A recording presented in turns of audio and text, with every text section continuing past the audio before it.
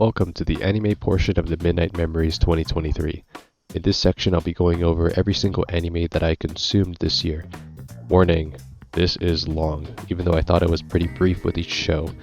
Feel free to simply listen to this video as the footage is simply placeholder. With that said, let's begin.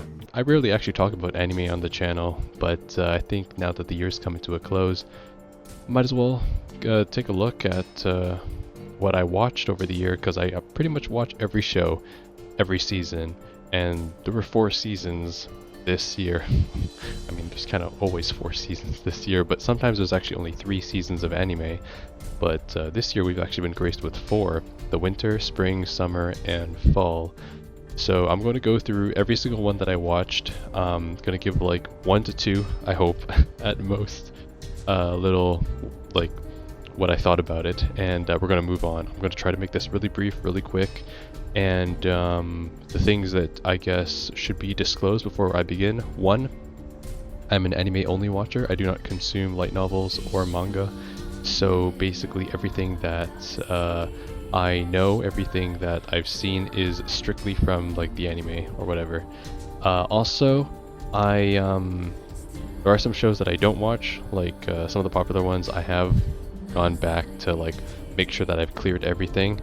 So I have completed every single show that I have watched. I do not drop shows, I just watch them to completion, even if they're like the dog shit or generic isekais or fantasies. I still watch them, so that's that.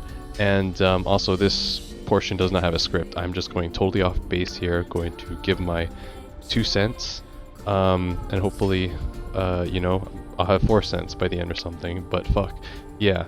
Because there are a lot of anime to go through, and I did not want to create a script for this, so we'll see how this goes. If it ends up being a shitty piece of work, then, you know, maybe next year I'll make a script for this. Anyways, let us begin. And the first anime on our list is Tomo-chan is a Girl. This anime, if I recall correctly, oh, by the way, I'm starting with the winter season first. This is from January in 2023 to March 2023.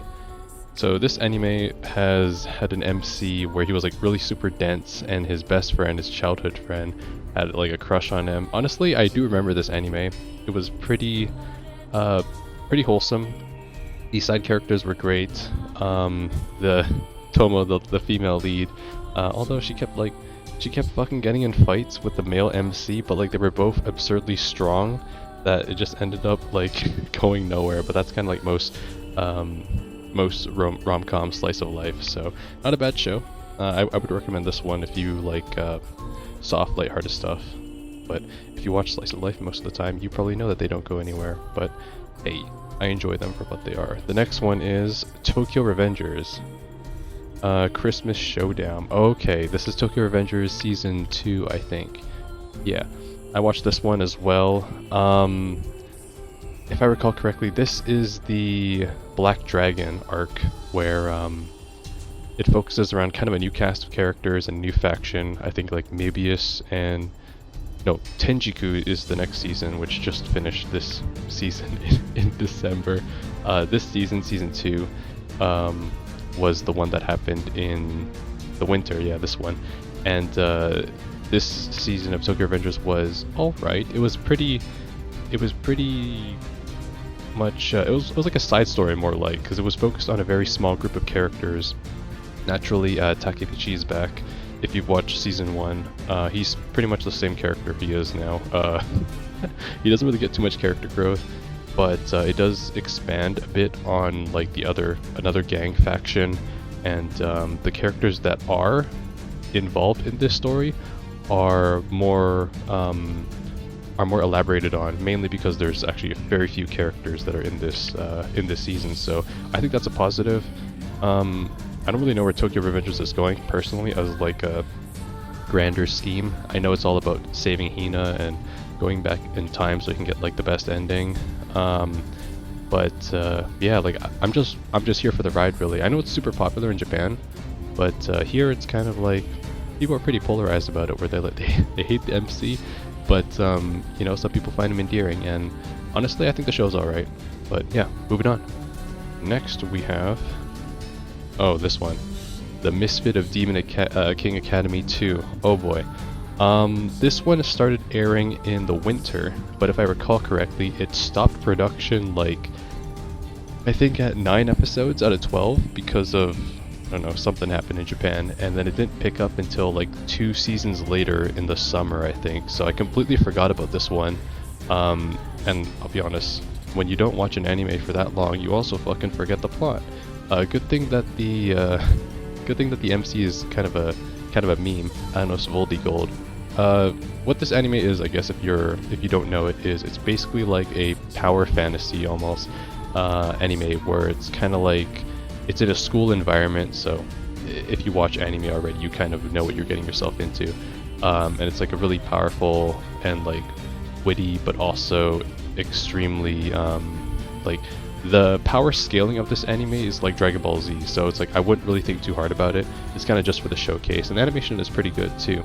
But it's just about how like a demon lord basically takes over the school and kind of like actually no, this season isn't about that though. I'm kind of explaining season 1.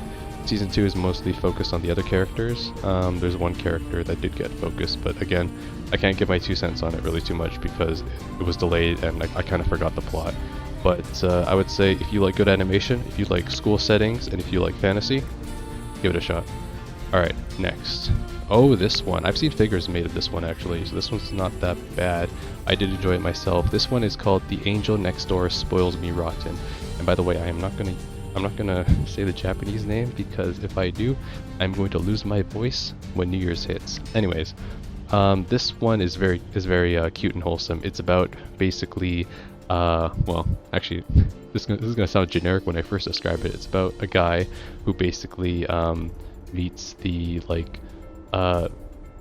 perfect girl, right? And then, but the perfect girl then takes care of him, right? It sounds pretty generic already, but basically, it's pretty wholesome because they both live in the same apartment complex, and it's not like it's hidden romance. It kind of has those tones for sure, but it's more leaning on the wholesome part, where it's kind of like the guy doesn't take good care of himself because he's really busy.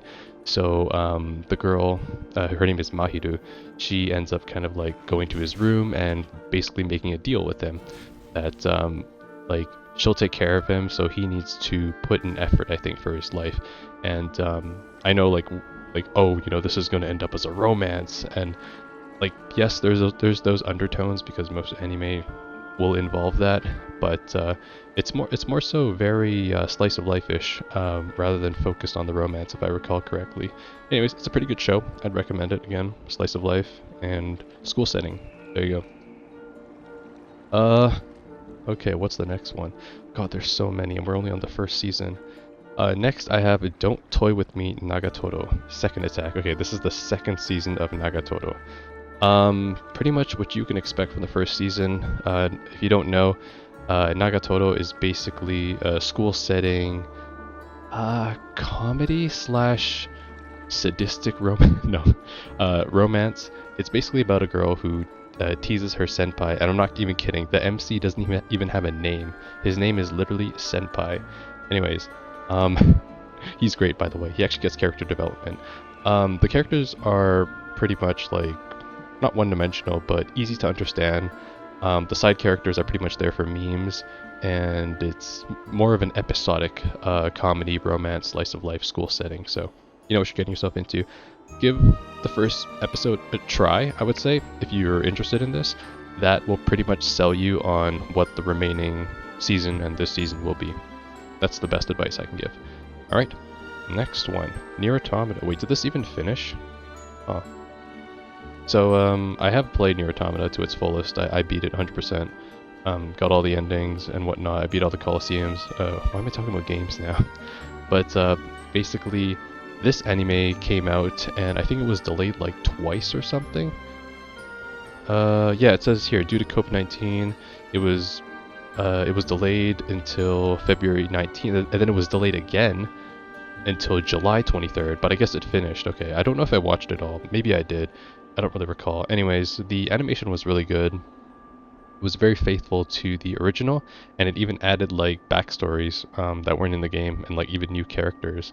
So that was pretty cool. I'm not really someone who cares about sticking to the original source material. I would say like, unless it makes it egregiously bad, then maybe, but like I don't really care because hey, you know, Creative Commons and all that. You want to do something, then fucking fuck around and find out, right? But I liked it. I think the animation was smooth, and I would say if you have played the game, give it a shot because it's pretty damn good for the animation alone.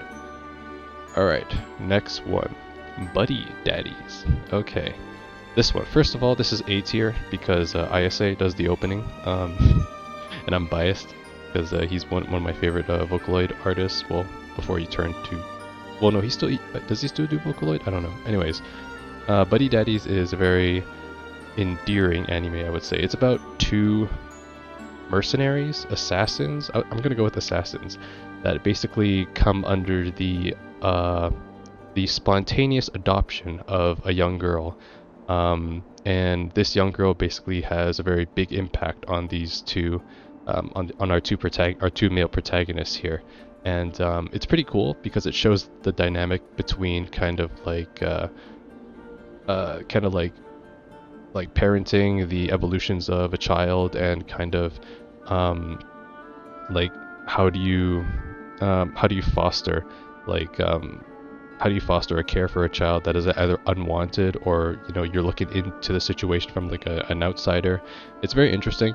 I think this anime is definitely worth a shot for most anime viewers, both casual and like seasonal watchers, because this show is it's got pretty good animation. It's got a nice story, and I don't think it needs a season 2 either. I'm pretty sure it ends on a pretty cool note. So I would give this a shot. I would say this is one of the top animes of the winter in my perspective. But yeah, let's move on. Bofuri. Okay. This is wow. I'm surprised it took us this long to get to the first isekai or fantasy anime. Bofuri. So Bofuri this is the season 2. It's called I Don't Want to Get Hurt, so I'll max out my defense. It's basically about it's not an isekai, sorry. This one's a fantasy. It's about a young girl who basically goes into this VR game, and she decides that she's going to max out defense. So she's basically a tank, and it's kind of an episodic adventure with her and her friends that basically go to different lands and whatnot. It's got a pretty generic plot, but it's one of the fantasy / isekai. I'm gonna put them together, by the way, because it's just way easier to kind of understand the concept, because they're pretty much always a fantasy setting regardless.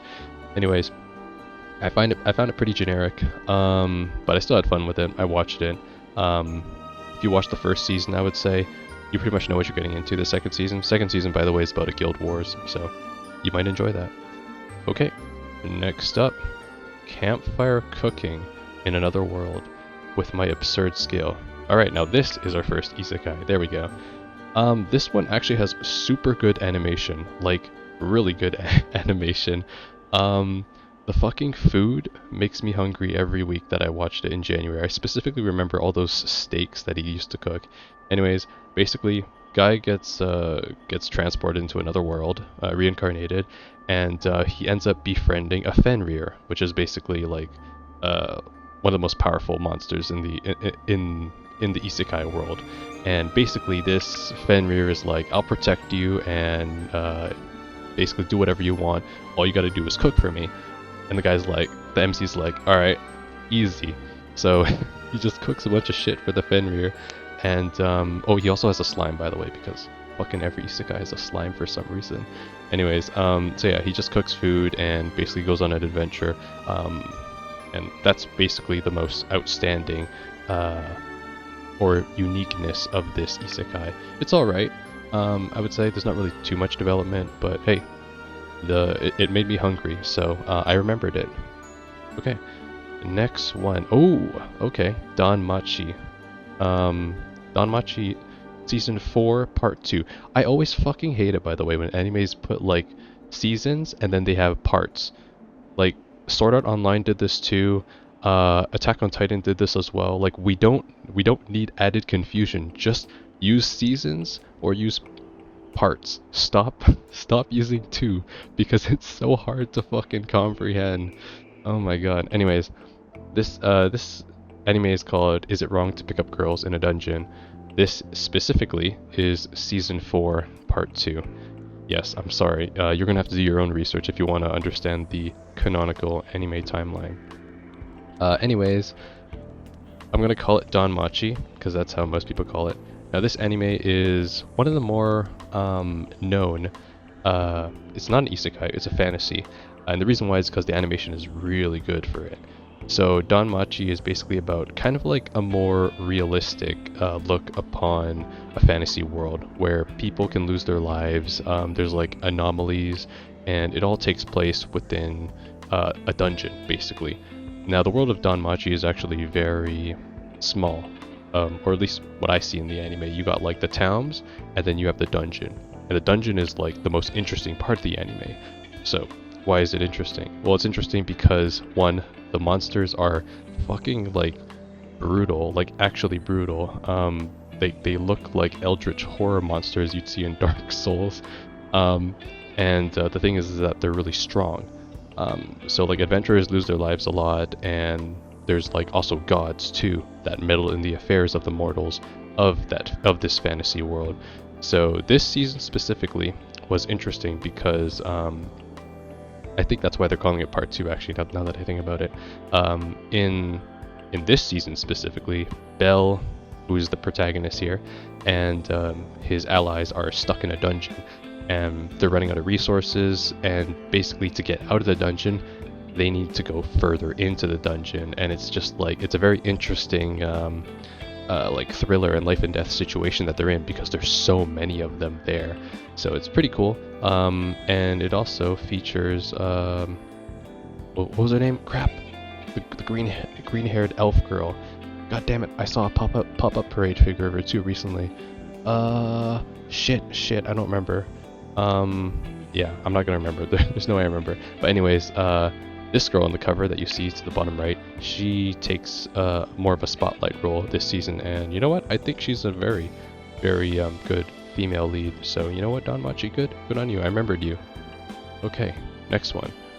The Ice Guy and his cool female colleague. This one. Okay, I remember this one, yeah. This one is your standard office setting, just to get that off right off the bat. It's about the protagonist is very unique because when they feel or like express emotion, they literally like freeze. So it's like when the title says the Ice Guy, he is the Ice Guy, okay? So yeah, and the female lead that obviously is in this setting is kind of like this cool, calm and collected girl who's not very expressive. So that's the two that you're dealing with here, and the story is pretty, I would say generic, but kind of like what I see in most office setting anime, where it's kind of like there's couples, there's like duo dynamics, and more slice of life. But hey, if you're into this stuff, this is just another one for your list, so I'd recommend picking it up. Next up, oh god, I don't even know if I should click on this one. I don't have anything to say about this. The reincarnation of the strongest exorcist in another world. You know what? I'm not even going to say anything about it, because you know what this is? Just a generic isekai. Next. Okay. I feel bad that I just insult someone on the internet. No, I don't care. Anyways, Kubo-san won't let me be invisible. This is another one that got delayed. I remember this specifically. This is about a guy who is literally invisible. So the MC literally does not get recognized by people. Like he is in class, sitting at his desk, and the teacher calls his name, and then he looks at the desk, and then he writes him off as absent. Like it's actually incredible. Anyways, so the protagonist is literally unrecognizable until, of course, beautiful girl recognizes him, and she basically teases him, but she's falling for him, obviously, and they develop a relationship. Well, not that type of relationship, but they end up being friends and whatnot. It's another one of your soft, cute rom-coms. I'd give it a try. I mean, it's not delayed anymore, it's finished, so hey, give it a shot. Don't wait like I did. Alright. Oh god, we are not even close to being done this season, or maybe we are, I don't know. Next one is Farming Life in Another World. Oh, I remember this one. it took me a while because there's so many flippin' farming isekais this season, or in the winter. I remember now. So this one is the guy gets reincarnated. Oh, bet you didn't expect that, did you? So yeah, a guy gets reincarnated and decides to live in a fucking tree instead of the city. Why? Because why not? Anyways, he's basically playing like Stardew Valley or whatever, or like Terraria or whatever. I never played Stardew Valley, by the way, but I think like that's the reference people made.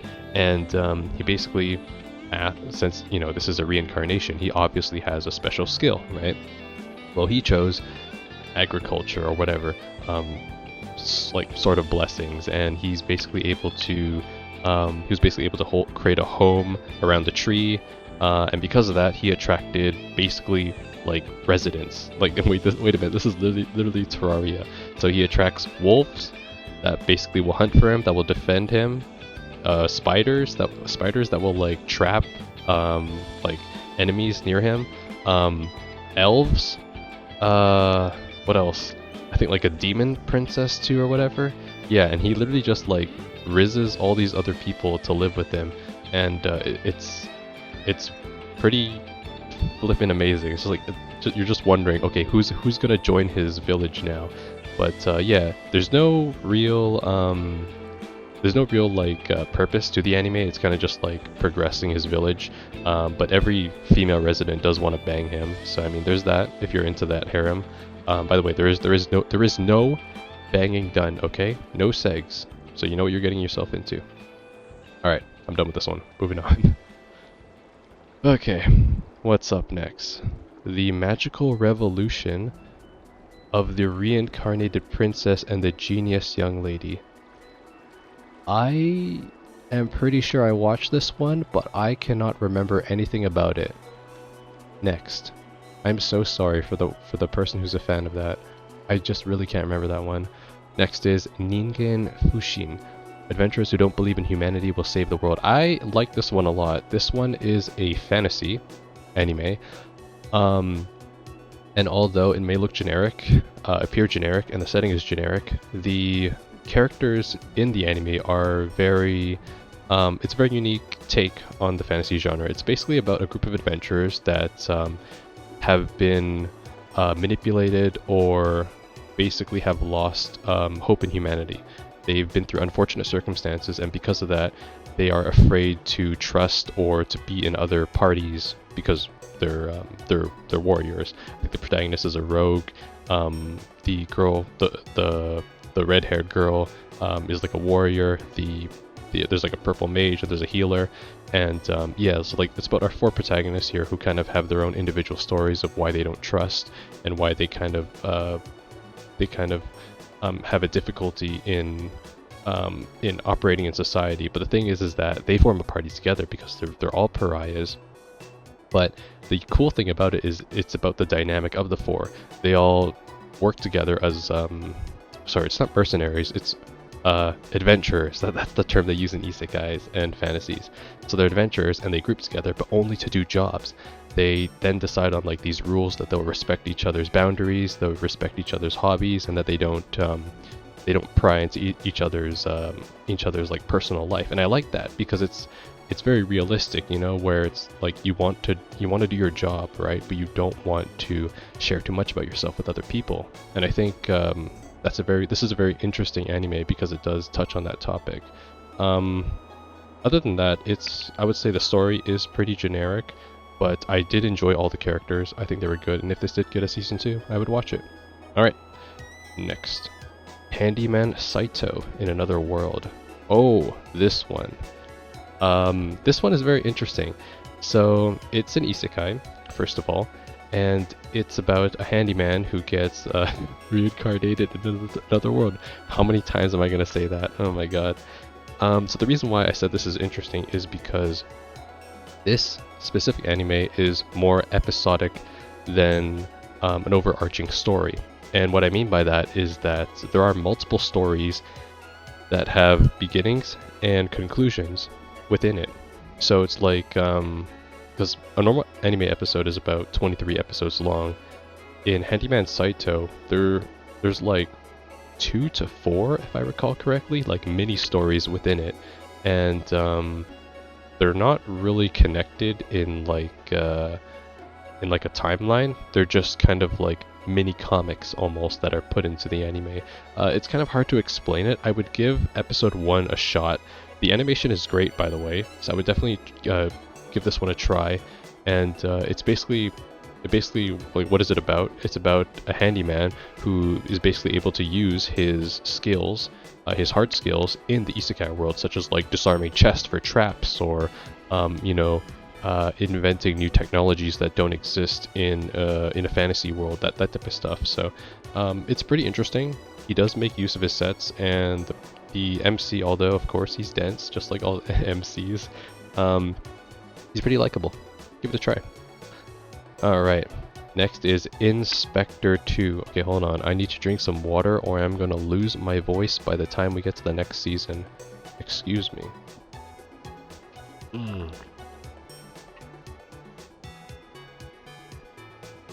Alright, that's right, Umbra. You keep walking. Inspector 2. So this is the second season of Inspector.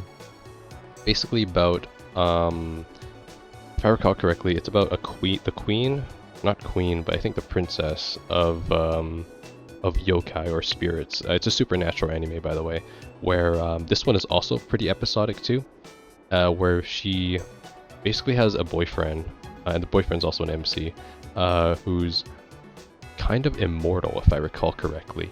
And the two of them basically go around Japan, helping both the living and the dead with unsettled problems that they have before passing on. It's pretty difficult to describe this because if you've watched any supernatural anime, they each have their own rules, or it's more of a cultural difference too, where it's like you either know Japanese culture and mythology and history, or you don't. And if you don't, you're going to be confused as shit if you don't watch the anime. So that's kind of how it is. But I did enjoy it, mainly because the female lead is such a fucking such a sass. But I would say if you're interested, give the first season a couple episodes because it does take time to build it up.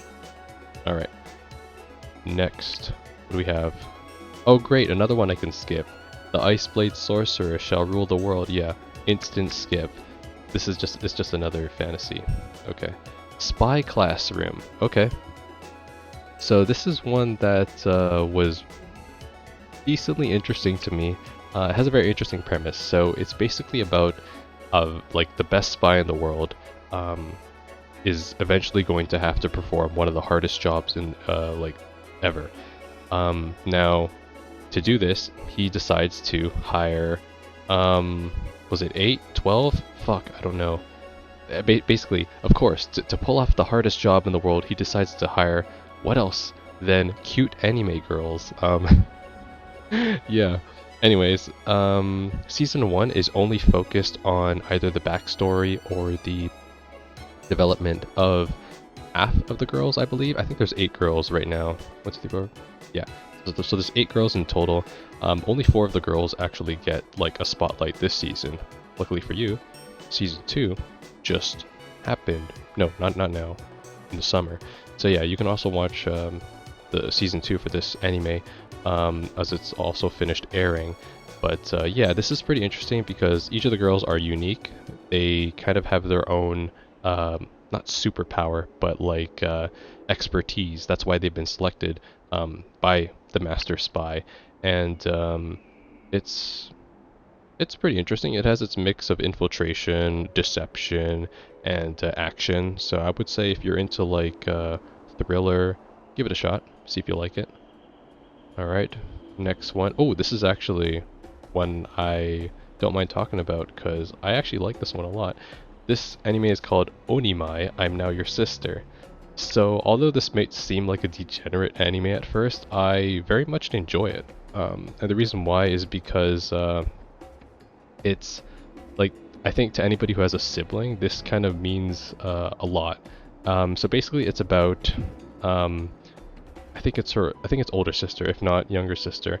It's basically about a sister that has like a degenerate brother who's like really into like erotic visual novels and Oh shit, wait, that's me. I mean, I mean, so basically she wants, she, like, the sister worries about the brother and how he will, you know, like, develop and how he's basically going to be, like, later as he grows up. So, of course, supernatural stuff happens. She's like a genius and she invents, like, some sort of drug or whatever that basically turns him into a girl. Yep. I know what you're thinking. Just stay with me for a second, alright?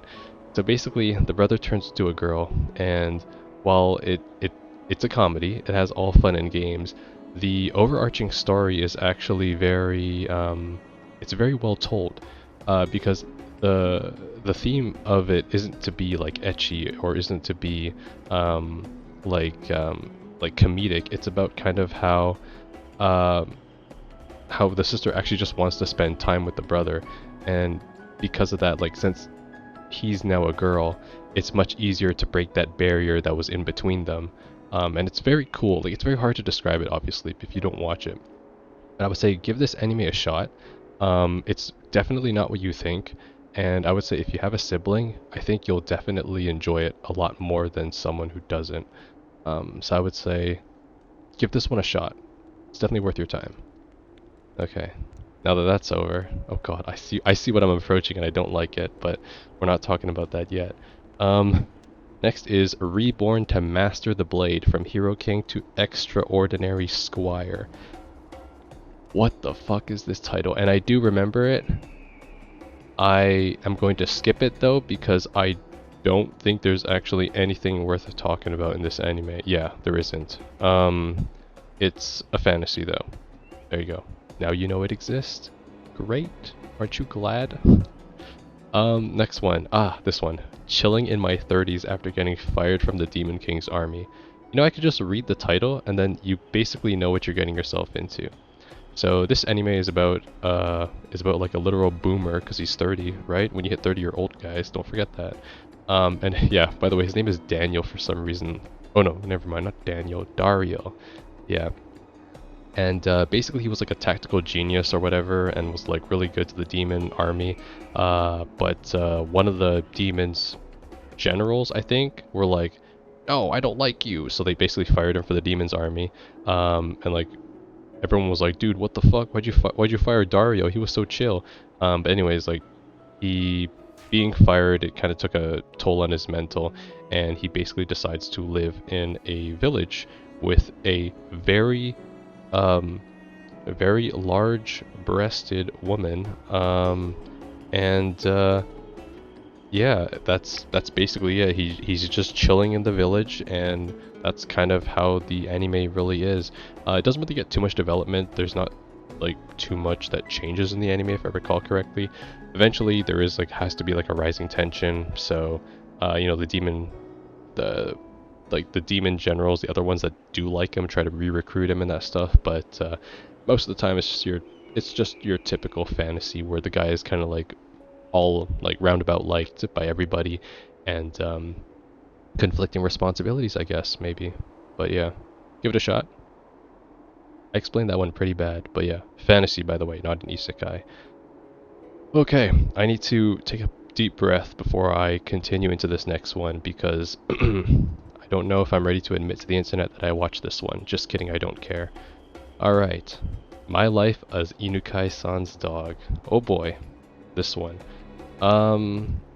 This anime is definitely, I think if you ask anyone what the worst anime is this year, they would say this one, especially if they watched it.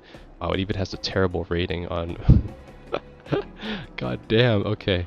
So this anime is about, like, remember how I said that anime Onimai, how the sister turning her brother into a girl wasn't degenerate? Well, this one sounds degenerate, and it is degenerate, okay? So this anime is about a guy who is basically turned into, I don't even remember how, he's turned into a dog, but not any dog, okay? The dog of his crush, of the beautiful classmate, basically. And yeah, I bet you know where this is going, right? So first of all, it's an ecchi, and Oh yeah, by the way, I think the girl's name is like Karen or something too, so it makes it even better. I think the author knew what he was doing. Anyways, it's basically the girl is essentially unhinged. She loves her dog a bit too much, where she brings the dog into the bath with her. She sleeps with the dog. She has the dog, I think, lick her feet. Yeah, it's something else. And before I even say anything, it has really good animation, okay? Like really good animation.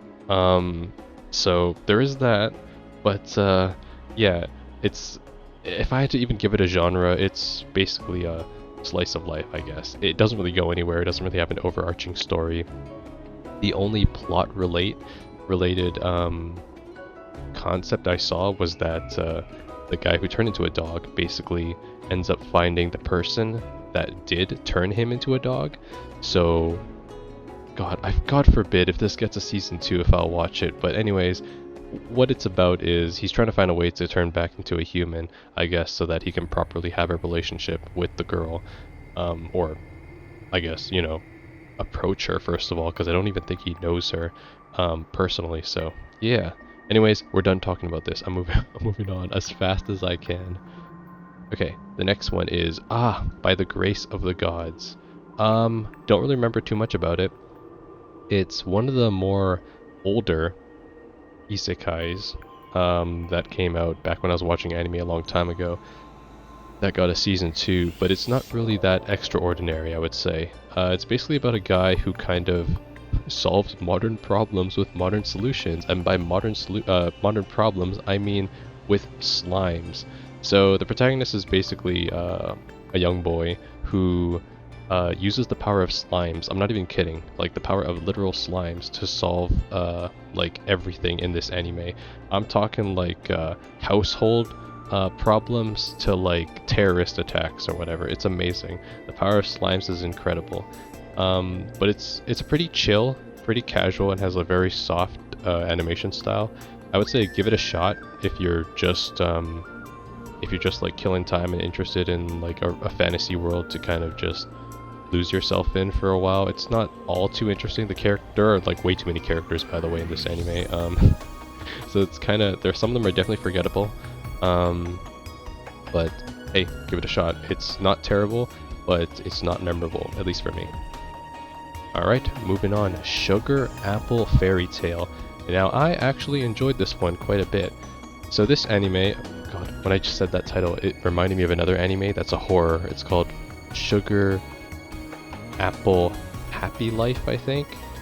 Yeah, anyways, that one's kind of fucked up, but hey, now you know too. Anyways, Sugar Apple Fairy Tale. So this anime, it has, first of all, a very beautiful art style. I liked it a lot. Reminded me of like old anime where all those girls had the fucking bug eyes. God, if you watch old anime, you know. Anyways, this anime is about a young girl who basically wants to be a sugar artisan, if I recall correctly. Now, it's important that the setting is also very important too. First of all, this is a fantasy world, so there's a lot of prejudice. There's a lot of not racism, but there is sexism in it, and it's a very realistic fantasy world. So it's not, despite sugar and like apple, it's kind of like a fairy tale. It's actually a lot more grounded in reality than you think. By the way, if you're not understanding already, this is a drama. And there's also fairies in this fairy tale as well. Wow, who would have thought? So the fairies have basically been oppressed by the humans, and they're essentially slaves to humans by basically having their wings cut off and used as like hostage items for the fairies to obey them, the humans. So our protagonist here, though, is very kind-hearted, and it's basically her adventure to become a sugar artisan while going through the hardships of being a woman and trying to be successful in an industry which is dominated by men, while on top of that honoring her mother, who also was an artisan. So it's pretty cool. Season 1 does end on a huge cliffhanger. Lucky for you, though, Season 2 came out this year as well, so yeah, give it a shot. I really hope I don't talk about season twos that happened in the same year, because I'm gonna forget, because there's so many flippin' animes to talk about. But yeah, all right, we're moving on. High Card. Okay. High Card is it's a modern day setting anime. I remember this one now. I enjoyed this one a lot too. High Card is basically about several, well, no, not several businessmen, but like different like business factions or just like people, and it centers around card suits basically. Now, card suits are more than just playing cards in this world. In this world, the hierarchy of the cards, if you know, like for instance, Diamond is the lowest ranking suit. Each of the 53 cards in the deck have a unique power. So, for example, our protagonist here has, I don't remember specifically his card, but his card allowed him to manifest a gun. So basically each of the characters, or most of the important characters in this anime, have one of the 53 cards and are able to manifest a power. The thing is though, there are like organizations that are trying to obtain all of the cards so that they can do, I don't know, they can summon an evil deity or whatever. I don't remember too much about that, but the music is great. It's got like a modern setting. It's very suave, and it's kind of like a business type of well, not really business, but like it's got a modern day business type of feel to it, where it's like it'll take place in like casinos. I don't know if there's one in a museum, but basically the protagonist and his group are under the guise of being a car dealership, if I recall correctly, and it's pretty cool. The cast of characters is pretty small, but only 2 of them get showcased, or get most of the spotlight in the anime, so I'm looking forward to how the other 2 will be developed, because I know this is getting a season 2, which is actually coming out next season in actually just now in January 2024. So yeah. Okay. Whew. All right. Losing your breath, huh, Umbra? Yeah, I know exactly. Next one is okay. This one isn't really worth talking about. The Fruit of Evolution. Before I knew it, my life had it made. Season 2. This one didn't really age too well. So this is basically an isekai about a guy who basically is reincarnated, eats a fruit. Wow, is this One Piece? And he basically, I don't remember what the fruit even does, but he gets an actual like gorilla, like a fantasy gorilla, to fall in love with him, and I think that, and she turns out to be like a beautiful girl, and they go on an adventure. That's it. I honestly can't remember anything else outstanding about this anime, because I don't think there's anything outstanding about this anime, but hey, there might be one person who enjoys this, so I would say give it a shot if you want. Alright, what is next? Oh my god. Oh, actually we're almost done this season. Holy shit, I'm gonna take a break after this season, goddamn. Next is Endo and Kobayashi Live, the latest on Tsundere Villainess. These are lot. Okay, this anime is a very interesting take on the villainess or otome style anime. I feel like after Villainess, All Routes Lead to Doom, Katarina, after that one, there have been constantly more and more villainess or otome style games that have been released, and I'm all for it. I think they're all right. I think they're definitely becoming oversaturated now, but yeah, this anime specifically, it takes a different spin on it though. So it's about 2 protagonists in the real world, a male MC and a female MC, that literally become MCs for the characters in the anime.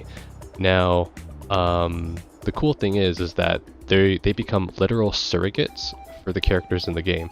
So they start off with, I think, the prince, and then eventually they are able to then talk to the female MC, and then eventually at the end, I think they're able to talk to their favorite character, which is the villainess, the evil, supposedly evil girl, which is Liselot, the blonde girl you see in the middle there, and it's pretty cool. because it's kind of like, it's actually one of the more lighthearted villainess and otome style animes where there's actually not too much backstabbing. It's a lot more wholesome, and it's more like character building rather than like secret plots or ulterior motives, that type of stuff. Because, I mean, you're gonna see that a lot in otome style animes. But anyways, yeah, great watch. I would give it a shot if you're into that type of genre. Okay, we are almost there. We are actually almost there. Oh my god. Next up is saving 80,000 gold in another world for my retirement. Oh, this one. Okay. So, girl, does she get, yeah.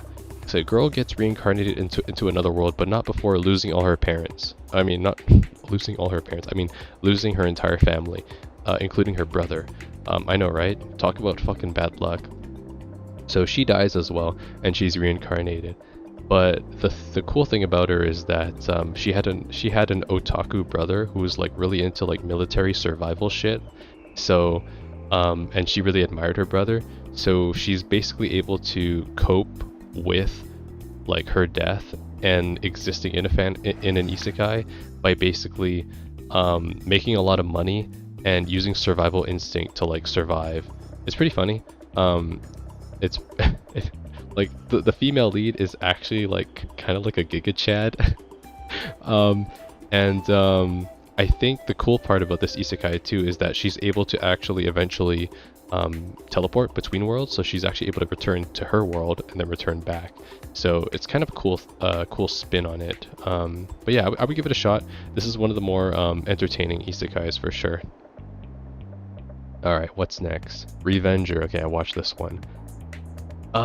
This is a samurai, but also it's more of a, it's not really like a romanticized tale. It's kind of like a very depressing tale about a guy who I think becomes a ronin, I think, because he was given misleading orders to kill someone. So he joins a group of assassins, I think, or he forms them, I don't remember.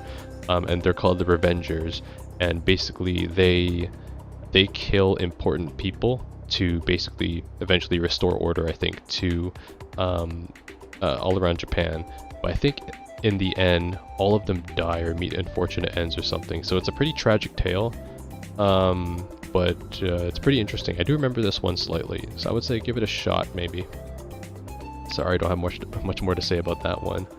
Oh god, this one. Okay. Ayakashi Triangle. First of all, it's an ecchi, so know what you're getting yourself into. Watch alone. Practice safe consumption. So this one is about a very bosom young lady. Why did I say it like that? Who has like a male childhood friend.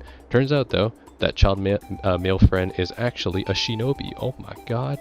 And one day when he's hunting a spirit, turns out he's hunting, I think, like the most dangerous spirit, which ends up being like a really perverted cat, and that perverted cat turns the male shinobi into a female shinobi. Oh my god. So yeah, eventually the female MC finds out that he is now a she, and they basically are trying to turn him back to normal, turn her back to normal, or him back to normal, however you want to interpret it. And yeah, of course, there's, you know, it's mostly ecchi. Okay, you know what you're watching this for, and yeah, there's various angles that showcase both the female and the male/female lead. So hey, again, practice safe consumption. But yeah, it's got pretty good animation, and it was fun to watch. It did get delayed, by the way, too, I think. But it did pick up, and it did finish, so it is now complete. Give it a shot if you want. Alright, what is next? Malevolent Spirits Monogatari. Oh, I remember this one, but I don't think I liked it too much because the male MC was such an ass. Yeah. Yeah, I'm sorry, I don't actually remember too much about this one, but like looking at it now, I do, but that doesn't mean I have anything to talk about for it. I'm so sorry. Okay, next one. Uh, did I watch this? No, I didn't watch this. Giant Beast of Ours. This sounds...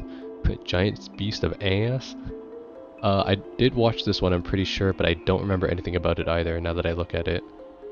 I think it was like a fantasy adventure where like they had to go on an adventure to basically defeat these monsters that would threaten humanity because they feed on the land or whatever. But like I think they were called paladins or whatever, used to fight them by absorbing the power of some sort of other like catalyst thing, but like all the catalysts that made the paladins strong either don't exist anymore or like they've given up hope. And anyways, I don't remember too much about this one, but it's a fantasy. It has a unique art style, but it's kind of a hit or miss for most. I was able to tolerate it though, so I would say maybe give episode 1 a shot. I explained that one terribly, but that's all you're getting out of me. Fire Hunter? No, I didn't watch that. The Tale of Outcast. Huh. I don't think I watched this. Oh, I did watch this one, right. I did. Tale of Outcast. This went into season 2. I remember this. So a lot of people call it a furry anime, first of all. I actually don't give a fuck about that. Like, I'll be honest, like, if there's anthropomorphical animals in it, like, I don't care. I'm not a furry myself, but like, this one has a pretty interesting story, and I liked it. So that aside, I would say, give it a shot. It's basically about, so first of all, it's a fantasy anime with anthropomorphical animals of fantasy genre, like minotaurs, chimeras, I guess, like wolf monsters, whatever. That aside, though, it's basically about how animals have their own kingdom, or the anthropomorphical races, and humans have their own kingdom, basically. And it's kind of like a crime to basically trespass into each other's borders. Well, thing is, there's human offerings for the animal kingdom, but it turns out that the animal leader is actually, I'm talking about the right anime, right? I'm pretty sure. Is this? Crap, I don't remember. Oh god. I don't remember, because there's another one that's just like this. I don't think so. No, I'm not talking about the right anime. There's another anime that I thought I was talking about, but it's not this one. I do remember this one slightly though, but now that I fucked up, I don't think I remember it anymore. Huh. Oh well. Anyways, I will get back to that one. Once I bring up anthropomorphical animals again, you will know that. Alright. Next is The Vampire Dies in No Time. Ah, I watched this one, yeah. So this is season 2 of this anime. It's basically pretty much the same as season 1. It's got the same comedy. It's an episodic slice of life type of like fun time anime where it's about a vampire hunter. It's a parody too. It's about a vampire hunter and a vampire who basically work together to supposedly solve crime or problems around the city. Turns out though, nobody really gives a shit and they're kind of just getting along with them. So yeah, also the vampire does indeed die in no time. Like you can touch him or whatever, like anywhere, like on his shoulder or something, and he just disintegrates. But vampires are immortal. But yeah, if you know this anime, you probably know what you're getting yourself into. Okay, next one. Oh my god. Oh, you know what? I think that's it. I actually think that's it. That is it. So that actually concludes the winter. And now we're moving on to spring. Took a short break, refilled my water, and I'm good to go. Okay, so first of all, wow, we are starting off super strong. Holy shit, I just saw the first 3 anime on this list. We're starting off with Demon Slayer, the Swordsmith Village arc. This is the third, I think, Demon Slayer season. And this season centers around the 2 other, god, I forgot now. 2 other, crap, not upper class, but, Hashiras. 2 other Hashiras, after, this is taking place after the entertainment district arc with the other Hashira. The reason why I'm kind of speaking uninformed about this is because I actually ended up binging the entire Demon Slayer, the entire Demon Slayer series at work. Actually, don't ask. I just had time, so I binged it. Also, it was a safe binge too, right? Because it's not like ecchi or whatever, and people know it. So I did, and it's amazing. It's probably one of the best animated shonen I've ever seen, and it really just shows how far animation has come since like the fucking 2004, which is around when I started roughly. I remember watching like fucking One Piece 4 Kids dub and that stuff. You know, I was one of the OGs. But anyways, I'm super impressed. I love how Demon Slayer kind of sets this new benchmark for animation now. It's really cool to see how much effort and what you can do with it. But yeah, speaking more on the Swordsmith Village arc specifically, because that's what this is about, Umbra. Let's not get sidetracked here. It's pretty damn good. I'm glad we got more like Nezuko focus for this one. And I did enjoy how like we are expanding more on the Hashiras. There's still a ton that we haven't gotten to see, but Tanjiro as always gets amazing growth. I didn't like, but I'm pretty sure a lot of people can agree with me on this, that we didn't get any Zenitsu or fuck, what was his name? I'm falling so out of it now. Zenitsu or the boar guy. Oh my god. Anyways, I'm bad with names because I watch so much anime, but the Tanjiro's friends that they were kind of off training in their own, but I'm pretty sure they're going to return, because I think the next Demon Slayer season is returning in the winter, like very soon actually, so this will be another interesting watch. I'm sure the quality will be great. If you do watch Demon Slayer or haven't, basically it's pretty much what it sounds. Demon Slayers, that's who our main protagonist and the good guys of this show is.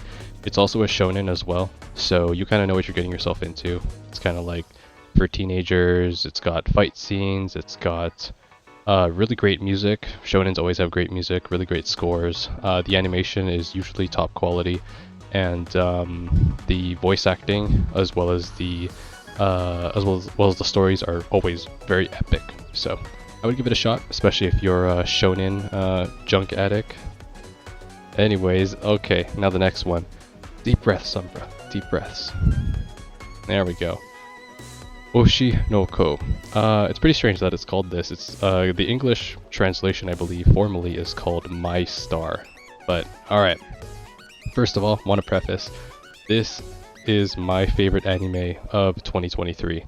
And the reason why is I believe this is an excellent anime for all types of people. I would say, like, for people who do not know anything about anime, people who watch a lot of anime, and people who have been watching anime for a long time. I would say Oshinoko is one of the best, I would say, first exposures to the platform. And the reason for this is because I think it's easy to digest, the plot is very simple to understand, and most people can kind of relate to the themes in it. So, what is it about? Let me sell you on it, I guess. Am I selling you on it? I don't know.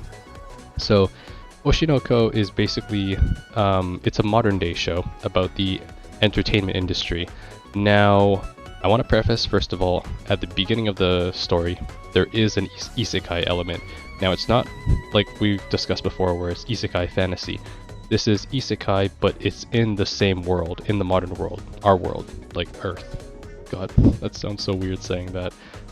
So there's two protagonists, the gentleman and the lady, the young lady that you see at the front, and these two had prior lives as the male was a doctor and the female was a patient of his, I believe, and due to unfortunate circumstances, the patient does pass away, and the doctor is killed. He was either killed or he was like caught in an accident, if I recall correctly.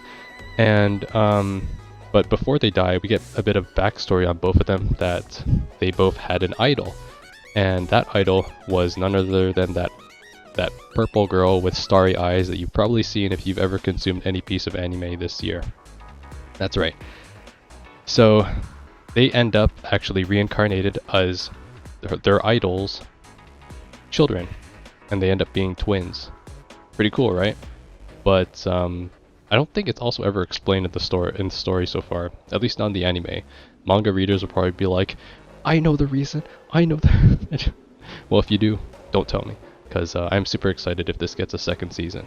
But anyways, so what is this anime about once they get reincarnated? Well, I'm going to spoil a bit because I want to talk about it. This is your spoiler warning, by the way, just getting into it. So the mother of the new reincarnated twins ends up being killed by what we, I guess, assume is to be her ex-husband or stalker. Now, the thing is that the twins witness her being killed. So, but the coolest thing is actually that both of them have very different personalities and different ways of coping with it. So, the girl who's reincarnated, her aim is to become an idol, just like her mother, just like her idol in her past life. Whereas the male protagonist takes on a more, how do I say this? Not chaotic, but more of evil. Not really evil, I guess, but type of ruthless. Yeah, I think that's a good word. Ruthless type of approach in how he's going to live his life as a reincarnated descendant of his mother, and that is as an actor. And he's becoming an actor in order to basically discover who his mother's killer was, and he's going to use his status as her son as a way of kind of getting more information and kind of investigating how and why she died. Now, the coolest thing about this is that as of now, actually the first season is focused on the male, who's called Aqua, whereas the female lead, Ruby, doesn't really get too much of a focus. So I'm really interested to see how this develops, because we have a duality of protagonists and also a duality of kind of their personalities, and it's kind of, this anime is kind of like, it's a mystery, but it also has like maybe supernatural elements because they were reincarnated. And the great thing about this anime is that it's about the entertainment industry, which is what I think a lot of people not maybe relate to, but are informed about. So you'll see topics in this anime covered that are like social media, parasocial relationships, internet celebrities, the idol industry, like depths of gratitude, disturbing favors, superficial relationships, those type of things. And that's kind of what got me really engaged into it, is because, you know, as someone who is on the internet quite a lot as well, it's a very engaging anime because it talks about concepts and disturbing aspects of consuming entertainment that a lot of people may be realized of but don't really want to accept, or we do know it exists but we don't care about it. I would say Oshinoko is a great place to start for anybody for an anime. I think give it a shot. It's got great animation, it has great voice acting, it even has a couple songs too, I think. Yes, it does actually, yeah, it does, I remember. And also, if you haven't heard already, you probably heard it if you watch anime, it had that, the opening was like #1 or whatever worldwide for a couple days or something. So yep, it's definitely super popular this year. But that's it. I need to move on, or I'm going to keep talking about it. Oh my god, they're putting all the top shows this season right in front of me. And the next one is Hell's Paradise. Okay, this is my first water break. Oh my god. Lord have mercy, I don't know how many more anime we have this month.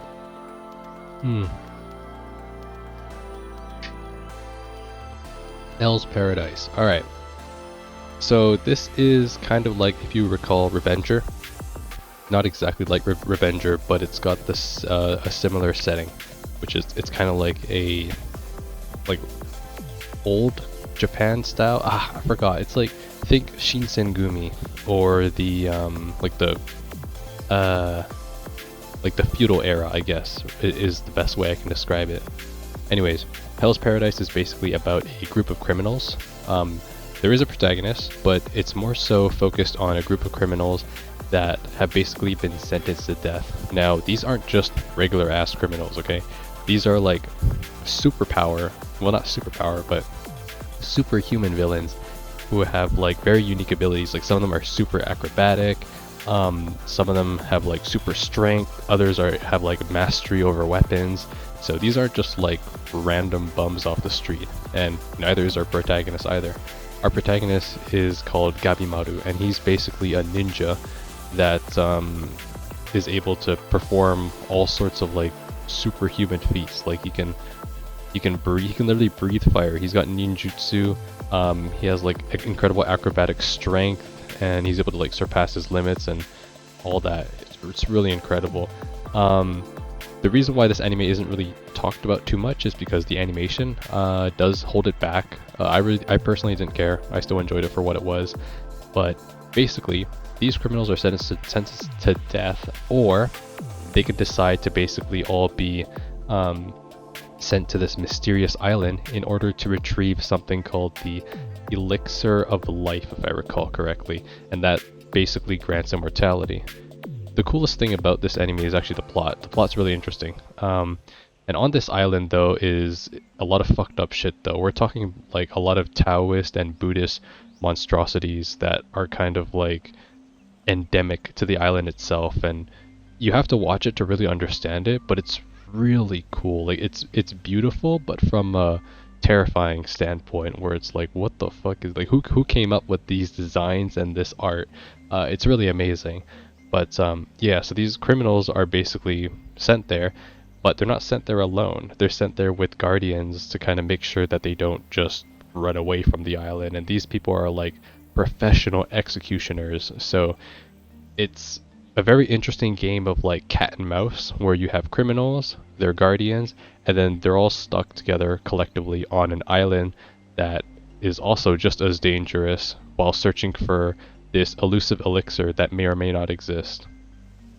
Pretty cool setup, if you ask me. I think at least it was pretty engaging. It was entertaining from start to finish. I really do hope it gets a second season. I unfortunately don't think it is at the moment, but it was really standout to me this year. The opening was great. I love the opening, and yeah, that's all I really have to say about it. If you like shonen action, give it a shot. Okay, what is next? Dr. Stone? I haven't watched Dr. Stone yet, actually. Oh, this one is next. Okay. Tengoku Daimakyo, Heavenly Delusion. How do I even begin to describe this anime? So Heavenly Delusion is, at least for me, it's a very psychedelic anime. Basically, I think, if I recall correctly, there are two protagonists. There is a young boy and a young girl, but the young girl is actually a boy. Okay, that sounds really weird now to say that. The reason why is because the other protagonist that used to be a boy ends up being somehow his soul was transposed into her body after she passed away. And so there's the continuous underlying mystery of basically how his soul ended up in her body. But at the same time, like, the setting of the anime is set in this post-apocalyptic world where people are living in these like run-down and decrepit cities, but there's monsters that also roam around the world at night.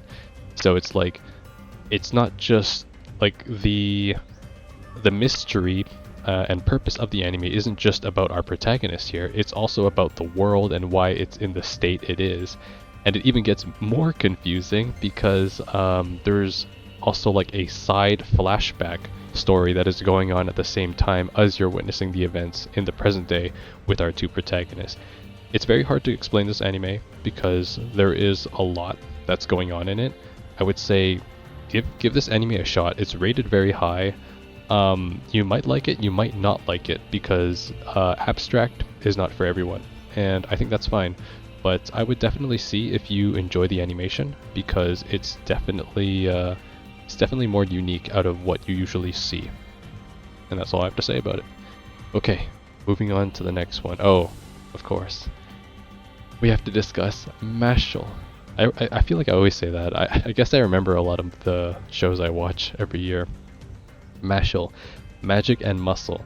This is great. First of all, I have never watched One Punch Man. I know a lot of people compare it to that, but this anime was hilarious, honestly. It's like kid humor, but I mean, I never really got out of kid humor, so I mean, this is just fun for me. Mashle is basically if you take Harry Potter or any sort of like Magic Academia, maybe anime, and it's all parody basically. Mashle is about a very strong, powerful, and very simple-minded protagonist who just wants to live with his adopted father, if I recall correctly. But circumstances are unavoidable, and he's forced to enroll in the in this Magic Academia, I think, and rank really high in order to preserve that simple lifestyle that he wants with his adopted father. Now, he pretty much breaks the system. He's incredibly strong that he's basically able to pass everything with brute strength. And by the way, he has no aptitude for magic at all. So that's what makes this anime so great, is because it's a parody. And you have to watch it for yourself. I would say give it a couple episodes. And if the humor's for you, great. If it's not, hey, that's completely fine as well. But I would say this anime is worth your time because the animation is also pretty damn good. Alright, next. Oh, this one.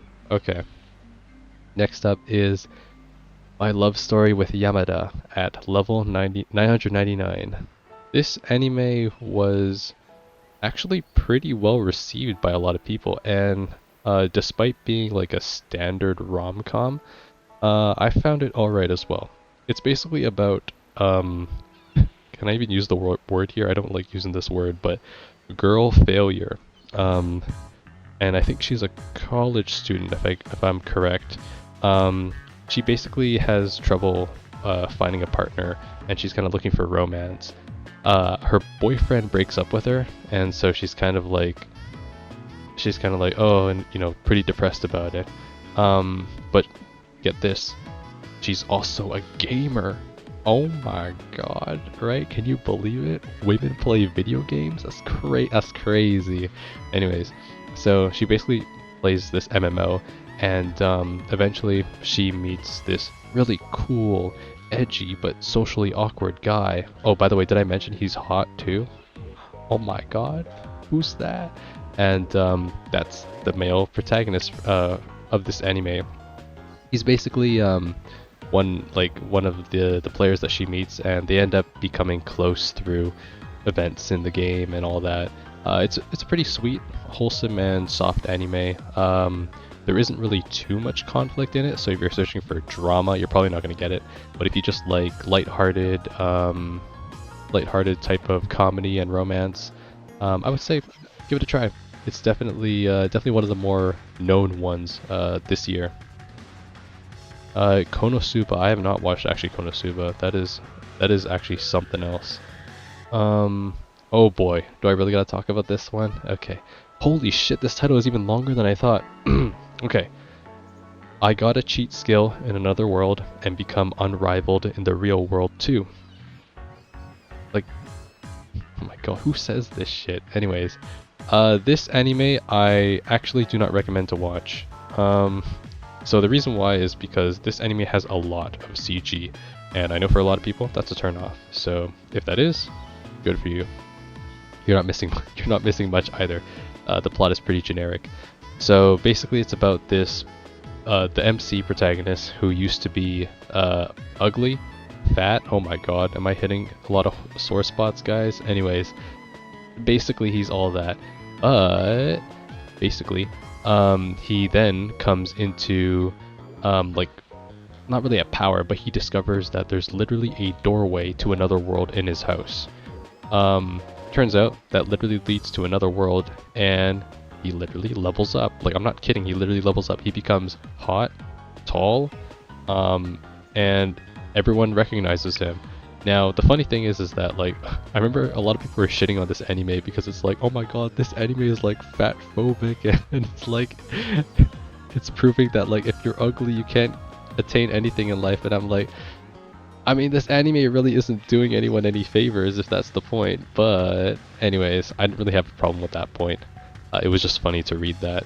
But the anime just becomes super generic after that. He basically just goes between worlds and kind of lives a double life where he's then super socially and physically attractive in the real world with girls and with his peers, and then super like strong and badass and also physically attractive in in his fantasy world, like in his little pocket dimension in his house. And it's like that's all the anime is really about. It's just about this guy who keeps winning. And you know, if you like that, good on you. Watch it, give it a shot. But yeah, it doesn't really have anything special going for it, at least not objectively from what I see. And I'm always objective because I make the rules. All right. Next one, Skip and Loafer. Okay. This is probably one of the most interesting slice of life comedy, not really romance, just comedy slice of life anime. There's a really unique atmosphere to it. It's basically about this super dorky nerd, socially awkward girl who's basically from the countryside, and now she joins this prestigious high school all the way in Tokyo. So I'm guessing she's from like Osaka or somewhere. And she has like all these like ambitions and goals for herself when going to school.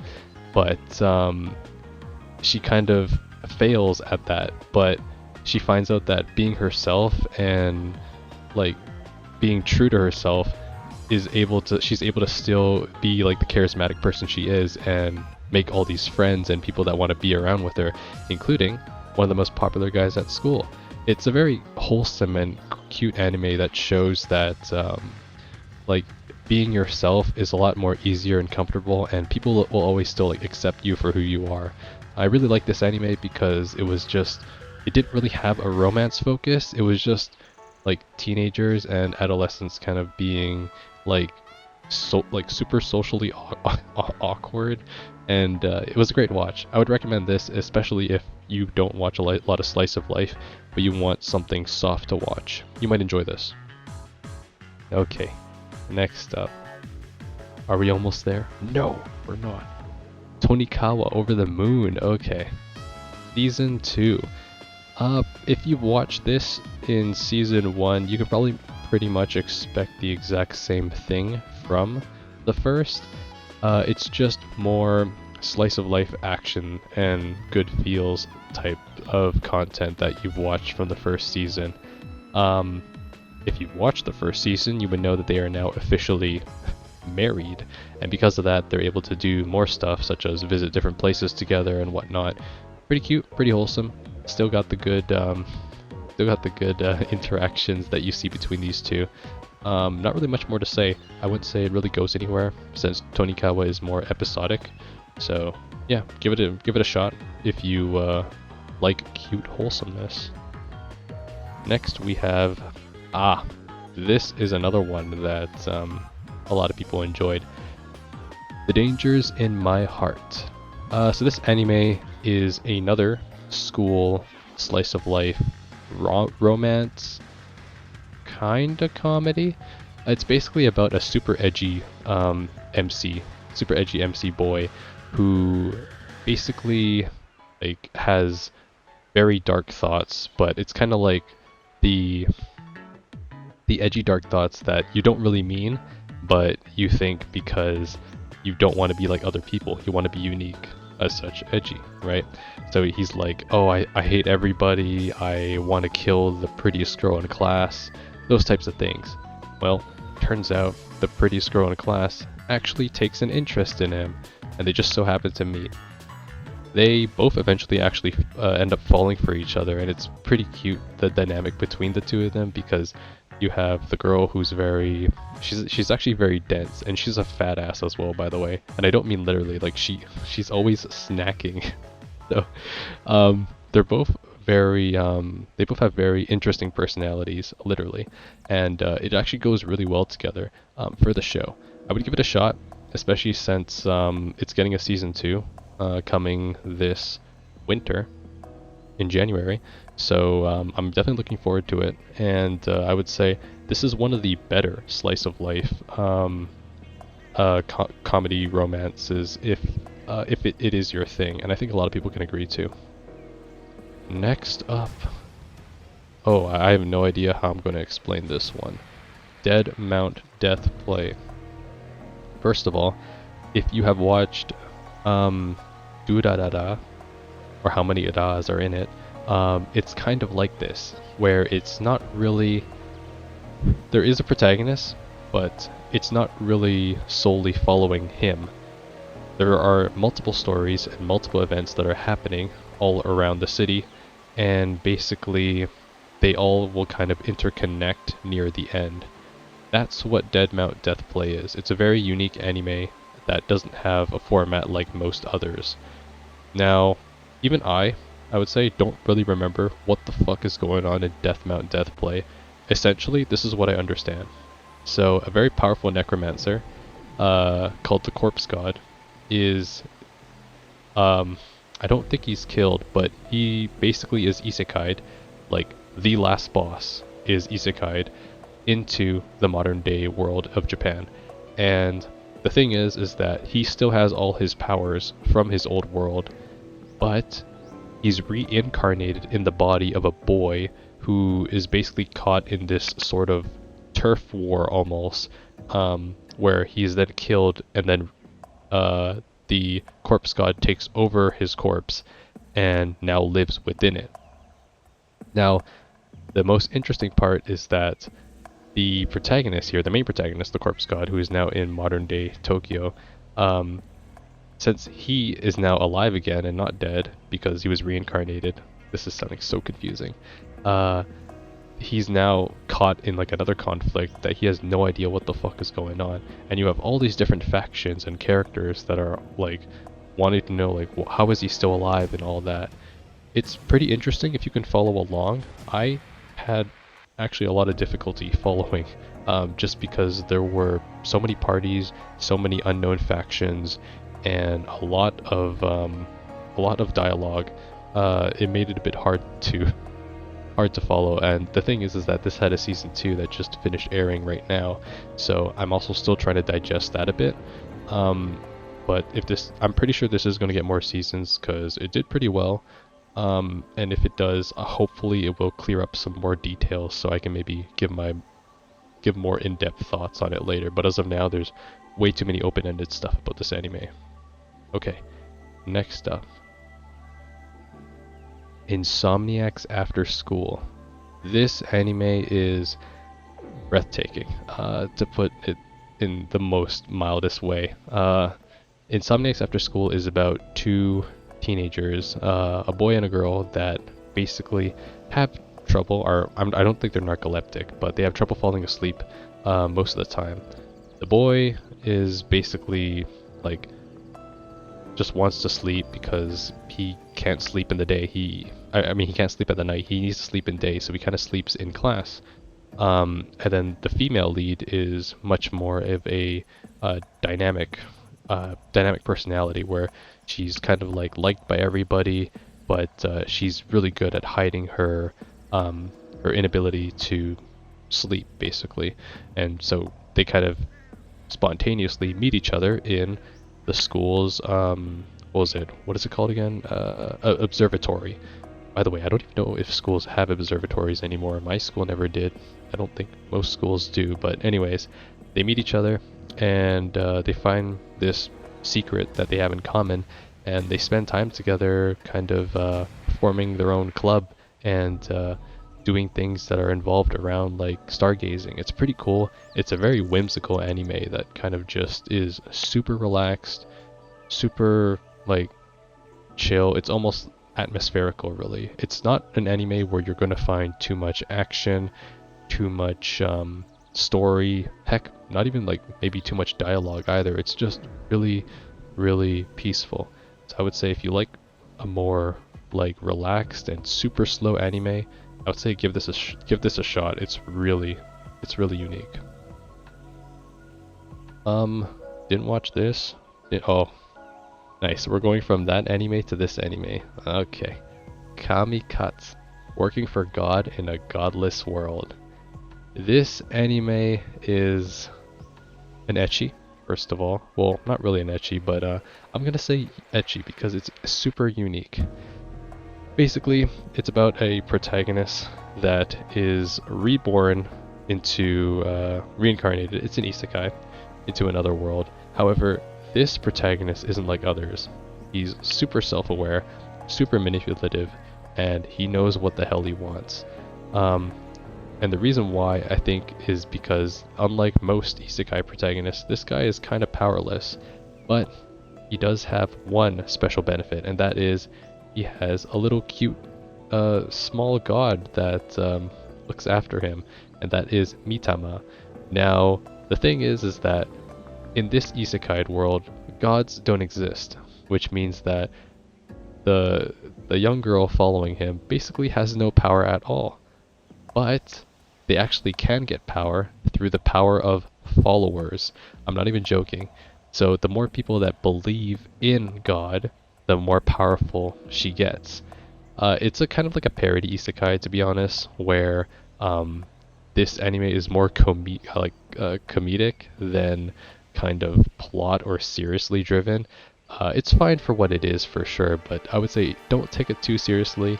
Enjoy it for what it is, and I think you'll have a lot of fun with it. It's definitely something special. Okay, moving on. Next we have the... Oh, finally one I can skip. The Aristocrats' Otherworldly Adventure, Serving Gods Who Go Too Far. All I will say is that it's an isekai. Man gets reincarnated, learns magic, learns fighting, and becomes super overpowered because the gods keep giving him more buffs. That's all. Oh, by the way, and he rizzes every single girl. There. I said it. That's all I need to say for this one. Okay, next one. Summoned to another world for a second time. Oh, great! Another one I can skip. Amazing. So this one is about... Wow, who could even imagine? It's about a boy who's not reincarnated, but summoned to his isekai for a second time. Oh my god. So it wasn't enough to save the world once, you gotta save it again. Basically, it's just that. That's all it is. And when the hero, or when the MC comes back for the second time, he basically just reunites with his old, I guess, war buddies that helped him save the world in the first time he was summoned, and takes down the villain in the second. There is a plot to it naturally, but it's not really that in-depth that I have to really talk about it. So yeah, there you go. Next we have Ranking of Kings, the Treasure Chest of Courage. More Ranking of Kings is great. I would watch this strictly for the animation alone. If you haven't watched the original Ranking of Kings, I would say definitely give it a shot. It's, I guess, to give some quick backstory to it, Ranking of Kings is about a deaf and mute young prince who basically does not have... He's basically the son of a giant and a regular human queen, but he doesn't have the strength of a giant. As such, on top of being deaf and mute, I think he's not really fit to be a king. But in this world, in this fantasy world, kings are ranked and measured by their strength, whether it's martial ability, their wisdom, or how respected they are. So the protagonist is basically on a journey to kind of prove himself and personal growth. That's kind of what the story is about, and it's very endearing, the story. But on top of that, the animation is so unique that it's just like this whimsical journey, like playing a Dragon Quest game or just going back to like the old times. It's great. I would give this a shot. I would understand if this animation style is not for everyone though, because it's definitely more on the unique side than what we've seen from everything that we've covered so far. But I would say the story alone is something that I think a lot of people would enjoy, animation style beside. But this specific series here, The Treasure Chest of Courage, is kind of, it's not a season 2. It's more of a like side quest basically, or slice of life of events that are kind of going on after the first season. So if you just want more Ranking of Kings, you have to watch this. Okay, next up, A Galaxy Next Door. This one is pretty wholesome. It's about, if I recall correctly, it's about a novel artist who basically is in need of a new assistant to help him with his work. However, he's really busy because he needs to take care of 2 young siblings because the parents passed away. And these 2 siblings, oh my god, are so flippin' like cute. Like they're just so adorable, oh my god. And but anyways, so this young girl eventually comes and applies for the job and wants to become his assistant. And he's like, okay, sure, let me see what you can do. And she's like, okay, sure. She shows him his her skills, and he's like, damn, you're hired. Turns out the girl is actually this supernatural princess, I think, who comes from like another planet. And because of certain circumstances that occur in the story, she now has to like marry him or something. It's pretty funny, but it's not like this isn't romance focused though. It does become through to the end, but it's mostly very lighthearted and pretty wholesome really. So I would say give this a shot if that's your style. Wow, I'm saying wholesome and like slice of life a lot. God. Can I get a counter for that? Okay, next one. Why Raylena ended up at the Duke's mansion. Don't remember too much about this one. It's another... Actually, no, it's not an otome. It is a... how do I even say this one? It's more of like just like a high fantasy... No, not high fantasy, like just like noble. Yeah, like it's got the noble hierarchy type of setting. Anime where basically it's an isekai, first of all. Girl is reborn as a, I think it's a character in which she will eventually lose, I think, her status because of her fate, like the fate of who the character she is in a book. And so she basically tries to manipulate the fate of the book in order to riz like this Duke, I think, in order to overcome the unfortunate circumstances that will eventually befall her. I don't think this anime was too engaging. At least I didn't find it. It's definitely more of a shoujo anime because there's like a lot more male characters in this than female, and that's cool. I still enjoyed it for what it was, but I didn't find the overall plot too interesting because it was mostly just back and forth like witty dialogue. But hey, that's just me. If you're into shoujo or into noble hierarchy anime, give it a shot. I'm saying give it a shot a lot too. Maybe I should give it a shot and watch it again. Oh, as if. Okay. In Another World with My Smartphone.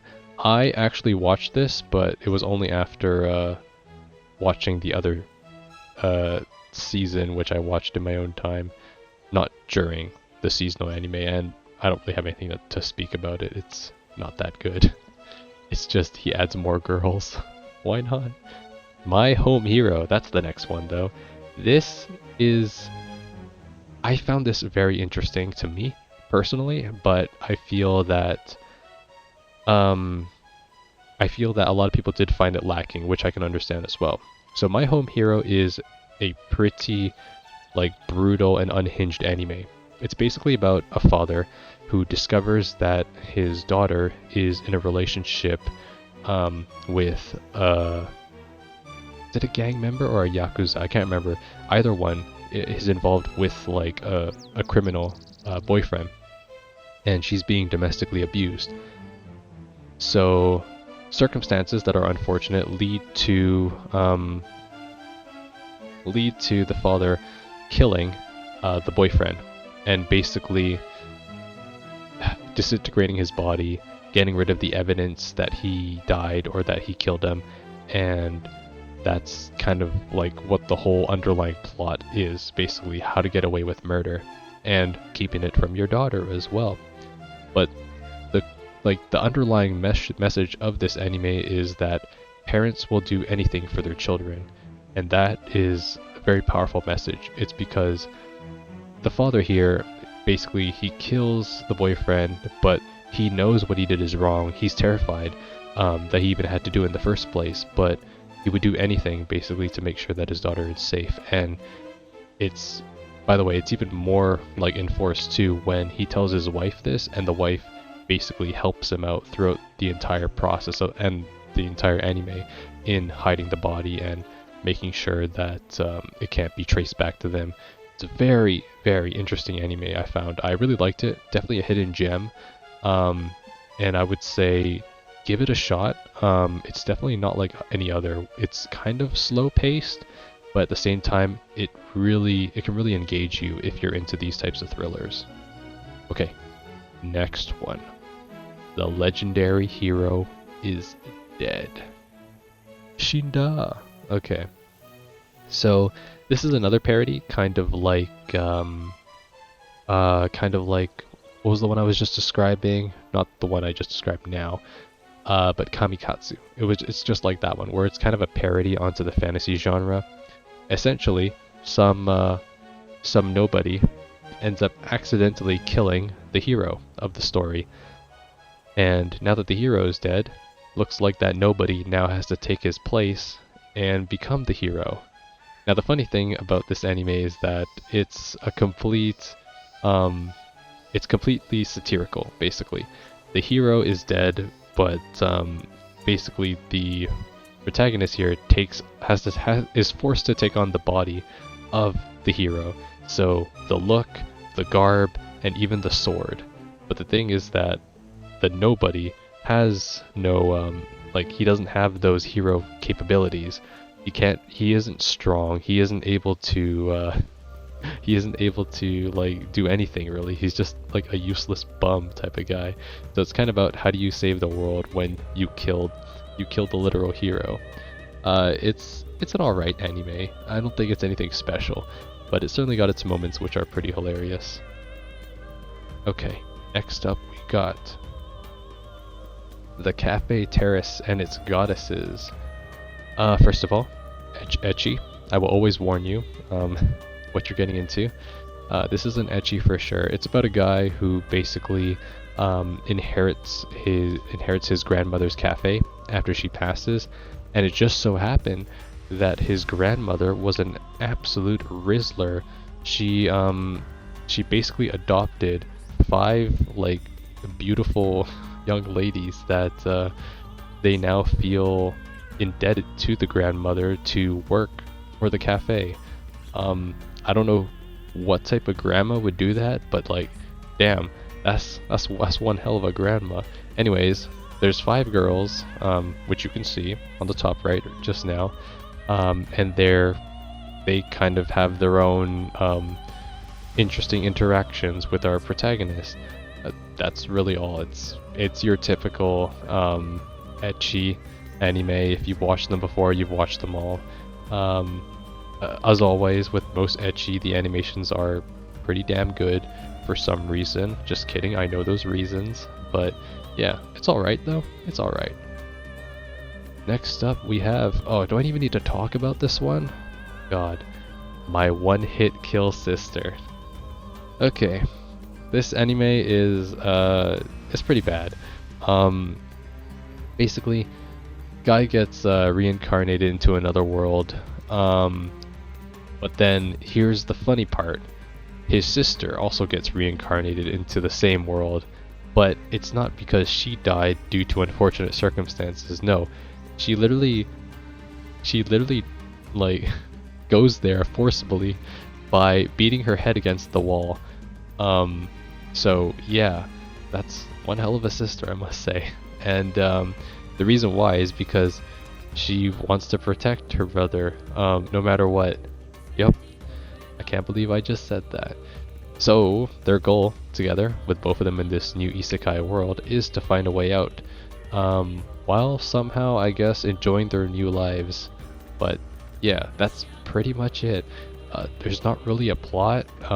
There's kind of just it's kind of just them in the world. But hey, why not? Why not give it a shot? Why not watch trash, huh? Exactly. Do it now. Okay, what is next? Magical Destroyers. Okay, this one is interesting. I think this one shot up to be something too big that it couldn't accomplish, and because of that, its ending was not rushed, but too obscure. Magical Destroyers is a very interesting anime because it's about how otaku culture and like I'm guessing this is more focused on Akiba too, but how otaku culture has basically been deconstructed and has been like made illegal in the world. So if you don't know, first of all, what otaku culture is, just for whatever reason, otaku culture, I guess, centralized in Japan would be things like magical girls, anime, video games, comics, trading cards, PVC figures, acrylic stands, buttons, idols, any other adjectives I can fit in there? Yeah, basically that. That's kind of what otaku culture is. It's kind of like consumerism for Eastern Asian, like pop culture, maybe that type of stuff, or like the kind of like the stuff that we're talking about right now. And basically, it's been made illegal, and people are basically like persecuted for that now to engage in it. The reason why this anime is interesting is because it becomes more of like a introspective and like psychological adventure for the main characters, and it's a bit hard to follow because I can't tell where the plot is going sometimes, because it's like I don't know what's happening in the real world, and I don't know what's happening in the minds or the world of the protagonist. So I think that's a presentation fault there. However, I did enjoy it because of how fucking like weird it was. I just feel like it had the potential to become something interesting, but I feel like the way it ended, I don't see a future for how this anime can continue, and it probably will never. But yeah, it's a bit difficult to describe this anime.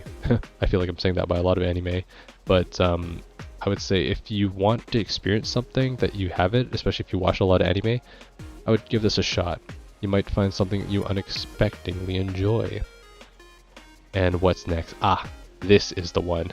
Okay, so remember when I was talking about anthropomorphical animals? This is the one.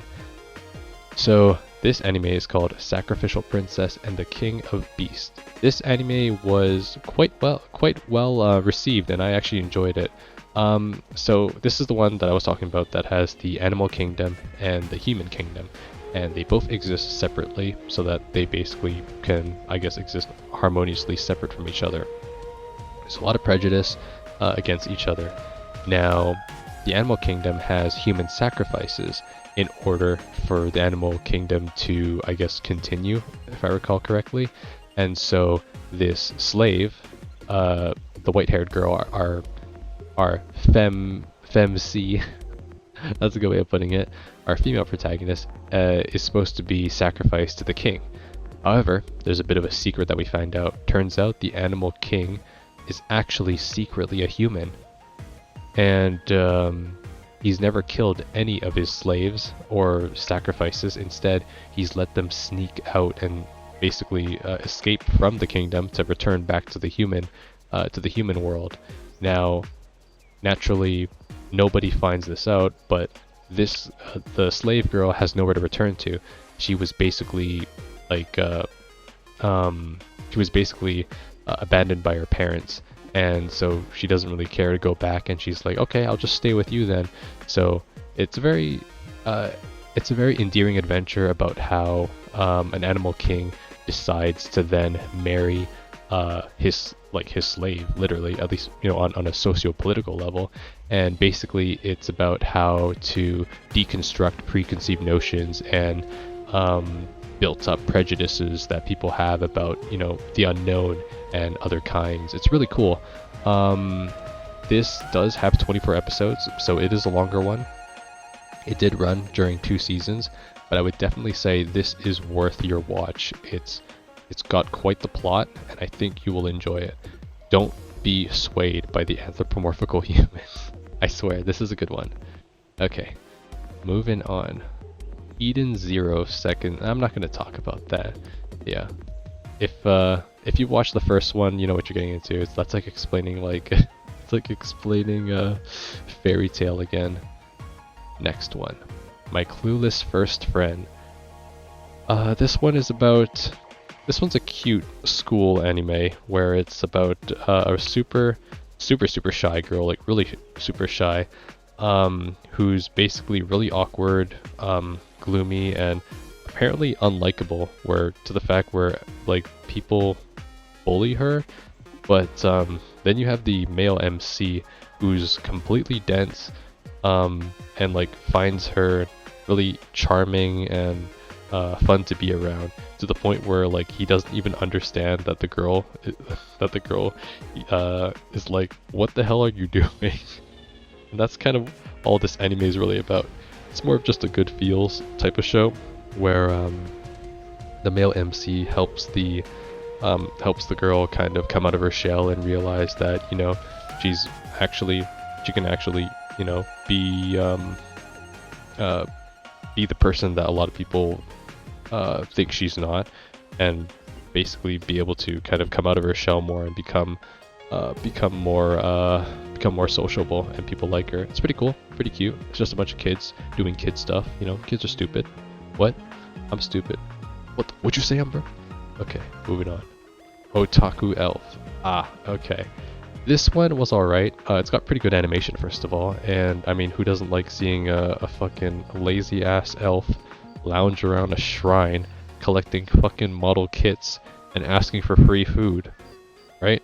Well, if that's your shit, then that's your shit, because this anime is definitely for you then.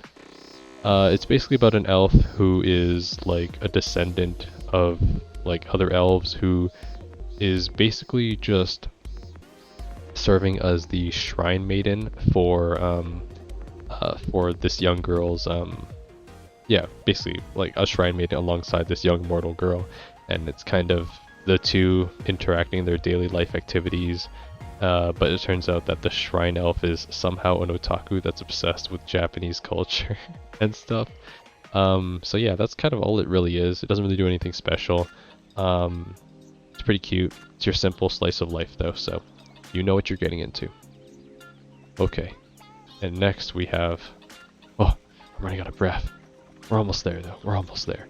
And next we have Yuri Is My Job. This anime was kind of strange. I feel like I knew where it was going with this, but I feel like you can only do the same thing for so long. This might also be a bit weird for people too, especially since a lot of people aren't really like, what the fuck is this degenerate shit? Well, it's not really degenerate, but here's what this anime is about. So it's basically about a girl who has a very fake persona. I'm talking about the girl with the blonde hair. She's basically like, she's one of those fake ass bitches who she appears innocent and very friendly on the outside, but she has like severe self-esteem issues, where basically if she doesn't act the way she does in public, she's convinced herself that people will hate her, people will abandon her, and people will basically like resent her. And so the reason why she thinks that way is because she had a bad encounter with a friend back then, in which someone or a friend group in which they found out she was being fake, and they ostracized her for that reason. So ever since then, that's kind of why she has the personality she does now. So anyways, she eventually ends up somehow getting into this role play cafe in which the girls pretend that they're oh my god, I just realized what I'm about to say. And the girls basically roleplay with each other, acting like they're flirting with each other, basically. I don't know if this exists, by the way, in Japan. If it does, you gotta tell me the address of one of them. I mean, what? Yeah, like, maybe it's a culture difference thing, but, yeah. Anyways, that's basically the premise of the show, is basically, like, there is an overarching story. It's about how fake can you be until eventually the mask breaks. And eventually it does also turn up that her past does catch up to her, and there is a reveal for that. So there is some sort of a payoff, but I feel like when I watched this anime, most of the episodes just felt so similar. And I know that feeling does come across sometimes, especially when you watch a lot of anime. You'll start to just make normal tropes and relative comparisons with other shows or whatever. But this anime just really felt copy and paste to me, where the scenes, the dialogue felt like, wait, am I watching like the wrong episode? And I think that's the reason why I disliked it. Wow, I can't believe I first said that. It's an anime I disliked. Oh my god. But yeah, other than that, it's alright. It's not the worst. I've seen worse, like the fucking dog anime. But yeah, that's it for that one. Okay, we're almost at the end. We can do this. Last up, well, not last up, like second last up, is Orokudo's Bad Girls. This anime is alright.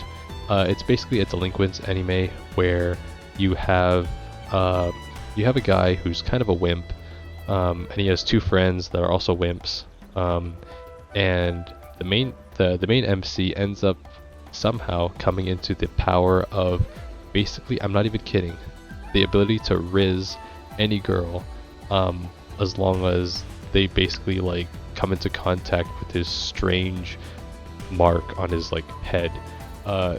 It's, don't ask, okay, I didn't write this shit. And basically he indirectly and by accident manages to riz the strongest delinquent girl in school, who's the blonde lady to the left, and she ends up basically defending him from all sorts of trouble that comes his way. However, this also attracts equal amounts of trouble, such as delinquents going after him, or even entire gangs going after him. It's a pretty simple anime. There's not really much to it. It's kind of enjoyable. It's an alright show. But yeah, that's basically the premise. I mean, how much can you do with that? Who knows? Why not riz the entire school, right? Alright, but that's it for that one. I think the last off, no, we gotta talk about one more still, but it won't be that long, is Too Cute Crisis. Too Cute Crisis is about, well, how do I explain this? It's about basically, so there is Earth, and there are cats, dogs, and other domestic animals in it, right? Well, what if aliens were to come to Earth, but instead of destroying the Earth, they decided, hey, why don't we send someone under the guise of being a human to see what Earth is all about? And the person they send discovers cats and dogs and says, oh my god, cats are like the best thing in the entire world. We cannot destroy Earth. We need the Earth to exist because cats are in it. That's what that anime is about, basically. If aliens discover cats. It's pretty cute. It actually has a lot of animal facts, which I wasn't expecting. So I'm grateful for that. I do have a dog. And it's not just centered around cats. They actually take the main female protagonist to a fucking zoo, I think. And she discovers like other animals too. It's pretty wholesome, pretty hilarious. It's got a nice good feel to it, so I would say give it a try if you want. The opening is fucking amazing. Just look it up. Anyways, we're done with that one. And the final one I think we need to talk about this season is Yes, it is. It is actually the last one this season. Nice. And I won't be talking about it that long because it's a season 2. Is Birdie Wing Golf Girl's Story. I actually already watched season 1, and season 2 is kind of the same thing. I mean, how much can you do with a golf anime, right? Wrong. More tournaments. Let's go. So, basically, this anime is about two golf prodigies. One of them basically, like by blood, is gifted to kind of just be a prodigy, and the other one is kind of she started out on the streets, but now she's like a multi-million-dollar worth name or something. Well, basically this is kind of the story of like supernatural golf abilities through like mixed heritage and just like supernatural golf skills or whatever. I don't know. Anyways, it's golf anime. I don't really know too much about golf anyways in the first place, but hey, it was good to pass the time. I think it was alright. And now on to the summer. Starting us off, we got Jujutsu Kaisen Season 2. Jujutsu Kaisen is another series that I ended up binging at work as well. I would say it's alright. I can see why it's very hyped up. Season 2 specifically was split into 2 different sections. There was the Gojo and Geto backstory, where we got to see kind of how they were when they first became sorcerers, and then we saw the deadly Shibuya arc, which just ended here in the fall season. First of all, I would say I'm not a huge fan of Jujutsu Kaisen. I think it's alright.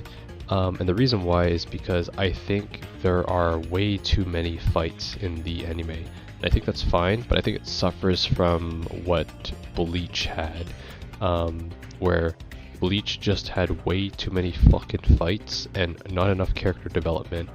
And after finishing it now, I would say now that the Shibuya arc is finished, because that's what it's called from what I keep hearing, I don't really see a future for this anime. And it's not that I don't think that it can't be good, it's that I don't really see, like, I can't really predict what's going to happen. So many characters are now dead, or or mentally like deficient now. I just wonder where is this series gonna go? And that's actually a reason why I'm still intrigued in it. I think the action and the sound effects and like the whole powers and like the whole like combat system of Jujutsu Kaisen is very compelling. I really enjoy it a lot. I think the whole like, especially when it comes to like the very intense fights where that involve like our main protagonists, especially the ones like against like Mahito and like the last fight with Geto. I think it's really cool to see just like the different power scalings. I just feel like there's not enough time that we get to know about the characters, or if we do have them, it's right before their deaths, which are obvious death flags, of course. But I wish we got more of that time building on the characters beforehand. Anyways, I am looking forward to whatever JJK Season 3 comes out, but that's really all I have for it at the moment. Next up we have Mushoku Tensei Jobless Reincarnation Season 2. Again, we're back with Mr. Grey Rat here. Rudeus is back. This season focuses more on Rudeus finally finding someone that he was separated with, and that is the elusive Fitz, which is funny. I don't know why they chose that name. Anyways, it's pretty cool because at the very end he does actually find out her identity, and they have a little moment, and it's great. But I hope that, actually I don't know, did he solve his erectile dysfunction in Season 2? It's been a while, but yeah, we're back with more Mushoku Tensei. For those who don't know, it's basically about a degenerate who is reincarnated. It's an isekai into a fantasy world, and but this fantasy world is very grounded in reality. Reality, I mean, where as people aren't, it's not like the superficial fantasy world where things are kind of happy-go-lucky or things aren't really in depth. No, like things are pretty damn realistic and brutal in Mushoku Tensei, and for Rudeus, who gets a second chance at life, it isn't exactly as easy for him as it is either. There are still a lot of growing pains, especially being in like a new body, and he has to start up again too. We get to see his life being reborn as a literal child, all the way to now being a fully fledged, I guess, teenager right now, as he is. So it's pretty cool. Season 2, seeing Rudeus, our protagonist, grow into the world, and he's been through a lot, even in this world a lot. So, I mean, he even died, technically. So, yeah, definitely excited for more Mushoku Tensei when it does come. I hope we get like more characters, like their side of the story, where they've been, and or at least like maybe their part of the story. So far all we've seen is Roxy's, I think, if I recall correctly. I don't know where Eris has been, so there's that. But yeah, that's all I have to say for that too at the moment. Keeping those on the bench because my perspective might change eventually. Zom 100, Bucket List of the Dead. I was so happy that this ended up being concluded right before the year ended, because I was so scared that this anime was actually going to be it was gonna be like forever unfinished as 9 episodes. Zom 100 is an anime that was unfinished in the summer, and it just they finally managed to somehow release the remaining 3 episodes just before, like on the last week of the year, literally. I recall like all 3 episodes just randomly came out, and I was like, oh shit, sweet. So I binged it all. Amazing, top quality and all that. So what is this about? Zom 100 is an anime about a recently graduated and salaryman who basically ends up getting into a really toxic workplace where he's never doing enough. He's criticized by his boss, and he's always doing overtime. And eventually he descends more and more into insanity, where he's like, why am I even living anymore? What's the purpose of living? And one day, a zombie apocalypse happens. I don't think that's ever explained, by the way, but it does happen. There is a zombie apocalypse, and the thing is that even though everyone's dying around him, the world is a mess, the protagonist, he feels so free and so liberating. Now, I don't usually say this about an anime, but if you're not into anime, or even if you're not interested in this anime, I highly recommend just watching the first episode of Zom 100. In of itself, I think it's a masterpiece. The art, the detail, the shading, the presentation, the animation, there's something very special about the first episode. And I think if you just watch that one episode, and if you don't even watch the remaining of the series, I think you will appreciate it. It's very symbolic. So yeah, and basically the story is about him having fun, and the reason why it's called Zom 100 is because he has a bucket list of 100 things to do before he turns into a zombie. And for him, that's having as much fun as he can in the world. So it's cool. And along the way, he meets companions that are also with him on the journey. But it's pretty cool. I would definitely recommend it. It's just a fun sort of anime where the guy's trying to make his best in a world that's, well, not so fine at the moment. Okay, what's next? Horimiya. Horimiya, the Missing Pieces. So remember when we were talking about Ranking of Kings, the Chest of Courage? This is kind of like that. It's not a sequel to Horimiya, the very first one. It is kind of a side story, or kind of like just sub-stories that are happening in the universe of Horimiya. So Horimiya is the best way that I can describe it, would be your staple rom-com, but it's your staple rom-com that's done well.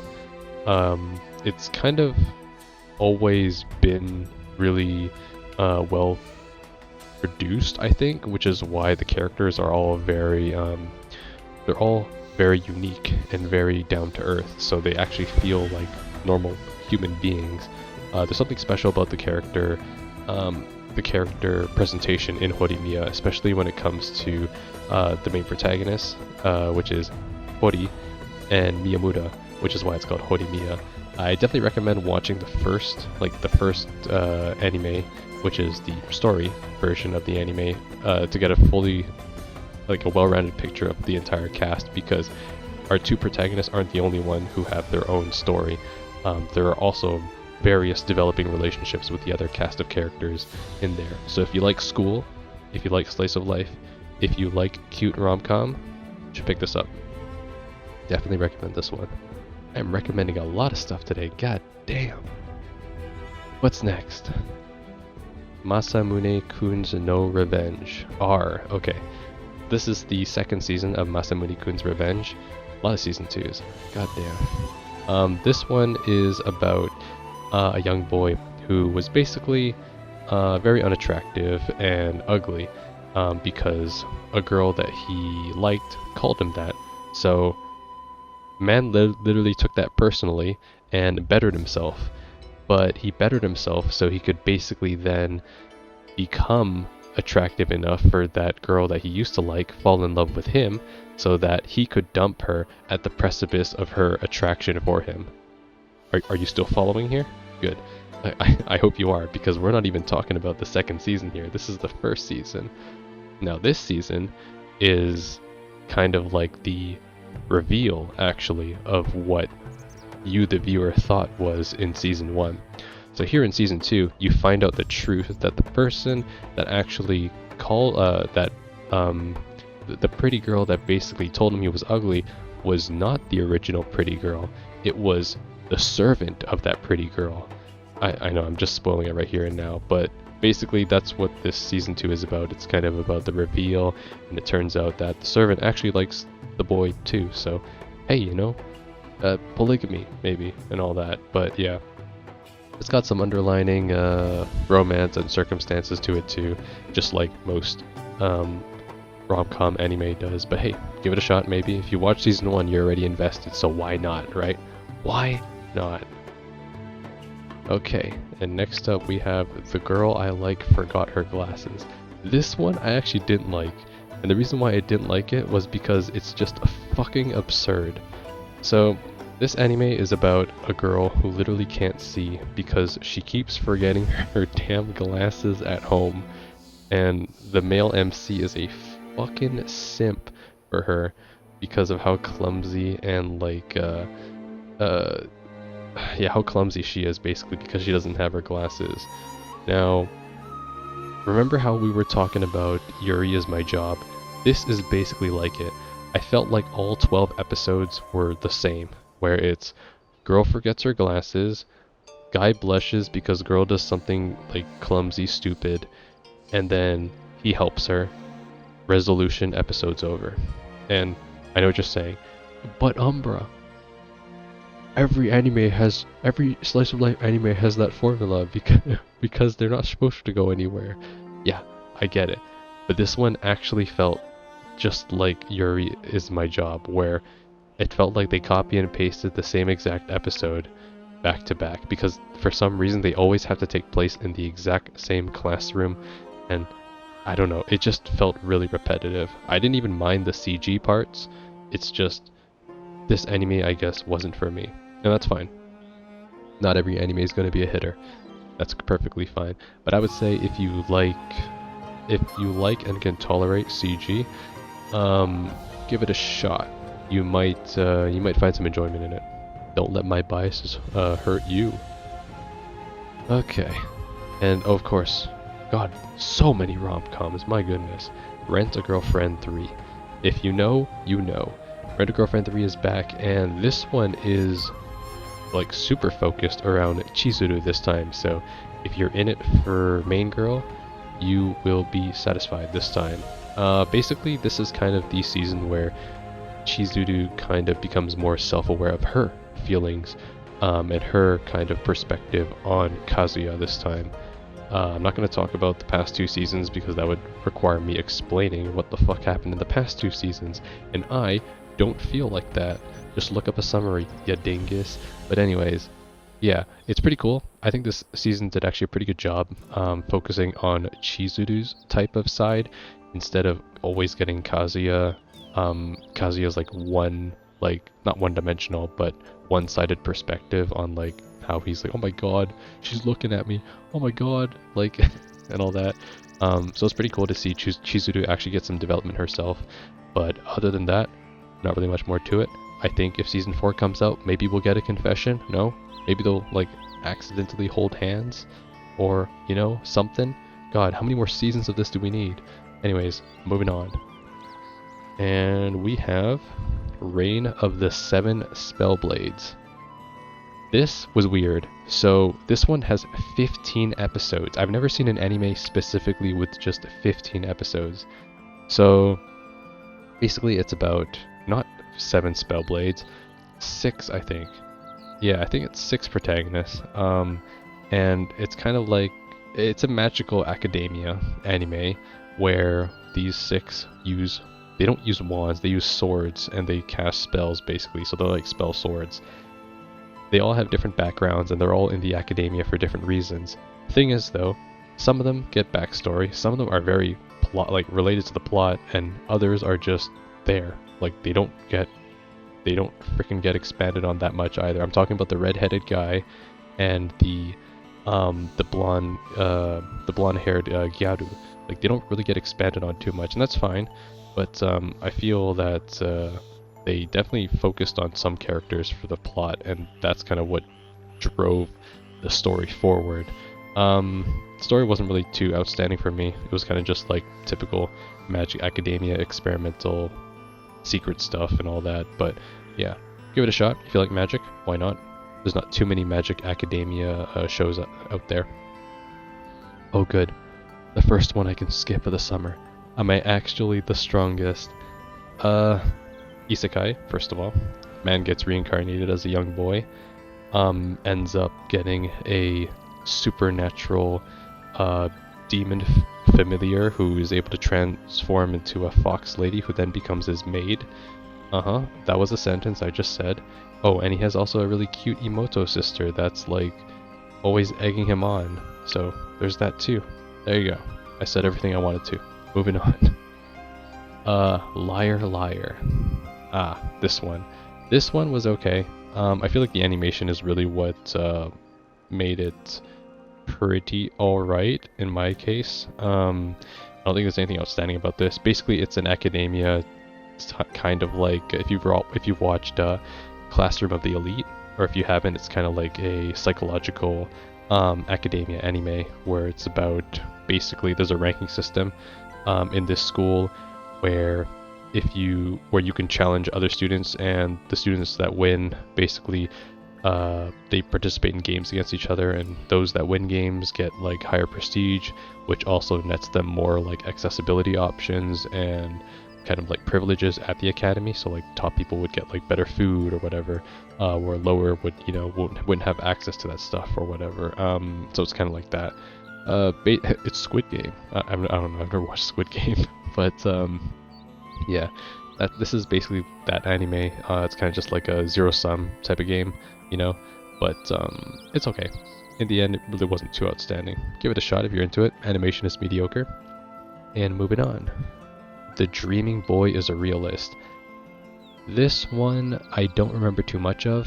I think the only thing I do remember is that the male MC was like a simp for a girl, but then eventually he got tired of simping for her, that he lost interest in her. But then the day he lost interest in her, the girl he was simping for ended up starting to slowly fall for him.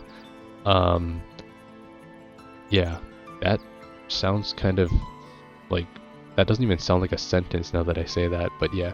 Basically, it's kind of like you don't know what you have, I guess, until you lost it, and it's kind of like what do you do when you move on, I guess, from a crush that you have?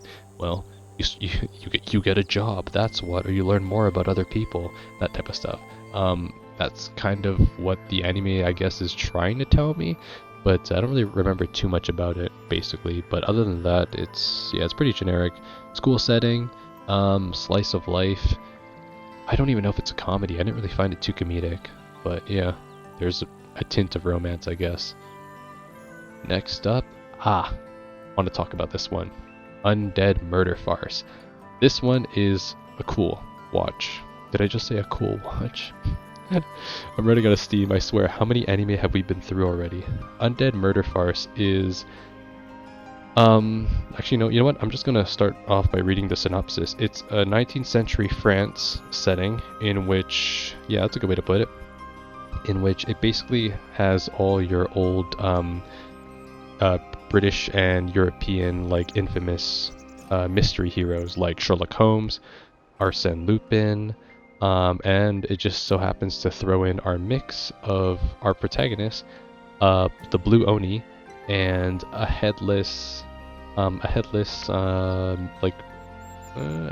detective, basically, whose body has been taken by Moriarty. Pretty damn cool. It mixes together different cultures of like mystery icons and kind of blends them in together. This anime is interesting too because it's not entirely episodic, because there is an overarching story. However, there are several arcs that take place within this anime. You'll understand if you give this series a watch, but each arc I would say is interesting. There are some that are probably more compelling than others, but I would give this a shot. It's basically about a mystery tag team trio of a headless detective, her maid with a musket, and a Blue Oni who has pretty much superhuman strength that go around the world solving mysteries, like supernatural mysteries. It's pretty damn cool, and although it may sound generic, it's pretty damn compelling. I would definitely give this a shot. You will enjoy it. Maybe. Maybe not. I did. So I'm always right. Okay. Next up we have... Oh, this one. How the Mighty Have Fallen. The Devil is a Part-Timer Season 2. The sequel, this time, didn't really do too well. Season 1 was great, I think, because it didn't really take itself too seriously. It was more comedy focused, and it didn't really delve too deep into the details of Entei Isla and like the other world. It was kind of just having fun with otherworld type of entities existing in the human world here, and that's what made it fun.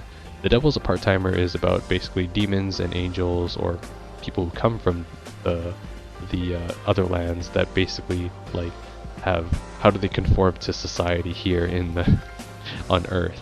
That's what made this anime really cool. Season 2, however, I think took it too politically, in which they started to include more serious stakes, such as like the fate of Earth, how, you know, like otherworldly creature, or not creatures, but like entities would like compromise the devil and our protagonist from existing in the Earth. So yeah, oh my god, my dog's barking. I hope you can't hear him. But yeah, so that's kind of why this sequel didn't really do too well. Anyways, that's all I have to say about it. I wouldn't give this a watch. I would definitely recommend Season 1 though. Give that a shot. Reborn as a vending machine, I now wander the dungeon. This anime was surprisingly funny and actually like pretty comedic. I wouldn't mind a Season 2 of it. This anime is about, yes, it's in the title, it's an isekai about a guy who got reincarnated into a vending machine because he loves vending machines. Yep. Like, the funny thing is, fucking Japan is the only country that can come up with this shit, I swear. Like, no other country thinks of this shit. Anyways, he's a vending machine now, and basically, he can't move. Like, he's a fucking vending machine. He can't even move, but he can sell stuff. And it's pretty cool because it does explain how when he sells stuff, he basically needs to spend points, and his points are basically like his lifespan, right? So when people buy stuff from him, he gets more health, he gets more money, but to basically survive, he needs to spend those points to protect himself.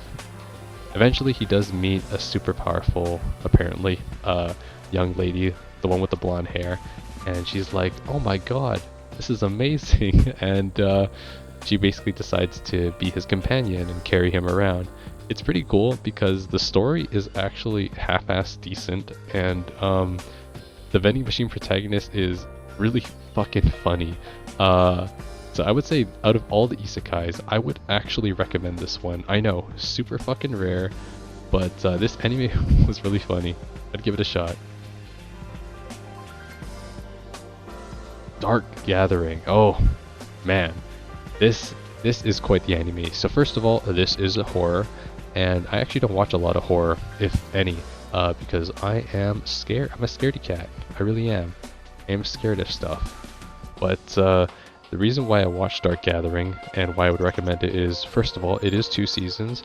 I do recommend it because it's not entirely horror. It's not your classical or typical horror, which is like there for your cheap jump scares tactics or whatever. No, it's not that at all. It's actually a very episodic but slowly overarching story that builds as you basically progress through the episodes, where you understand that there is an overarching type of god that is actually very malicious and is kind of like almost the source of all these very evil spirits. It's pretty cool. Anyways, for Dark Gathering, spirits are basically like these entities that cannot pass into the next world, and it's episodic at the beginning because you travel with our 3 protagonists who basically go around to haunted places to discover what's basically the issue from preventing these people from passing on properly. You eventually find out that each episode you find out the backstory of each malicious spirit, and you find out that, wow, you know, they went through this terrible shit or trauma or experience or whatever, and now they can't pass on, so they decide to hurt others in order to make them feel the same pain they did or something like that. Again, it's a horror, right? So it's going to have these creepy elements, but it's presented in a way that's like very thrilling almost, where it's like, oh man, like I don't know like what's going to happen next. And it's an experience that's very like interesting because you're always wondering what spirit's next, what story are they going to tell next. And that's something I didn't really expect in a horror anime, because it's almost like a mystery more than a horror, and that's pretty cool. So that's kind of what got me to push through this anime, even though I'm a huge scaredy cat, because the mystery element was super cool. Also, the fact that one of the protagonists and the most adept at handling these malicious spirits is a literal kid makes this even more badass. So yeah, I would give this a shot. Give it a couple episodes. It's pretty well done, I would say, and I am waiting for season 2, because that is when we get our showdown with God, and we want to throw hands at God. We hate God. Amen.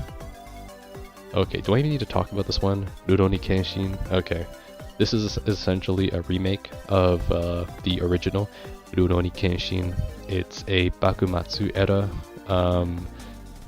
anime about a swordsman who used to be basically like a killing machine, who basically is now trying his best to live a life of solitude and atonement by basically wandering the land as a Rurouni, or basically a Rurouni, which is kind of like a nameless samurai who refuses to kill and like tries his best to protect from now on.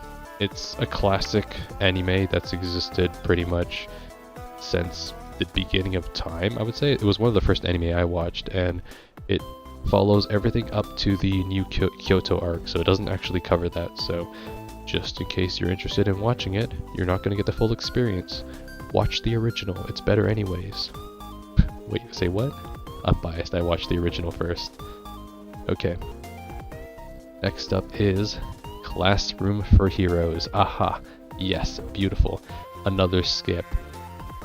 This one I don't even know. It's like half-assed trying to be serious and then half-assed trying to be like a parody.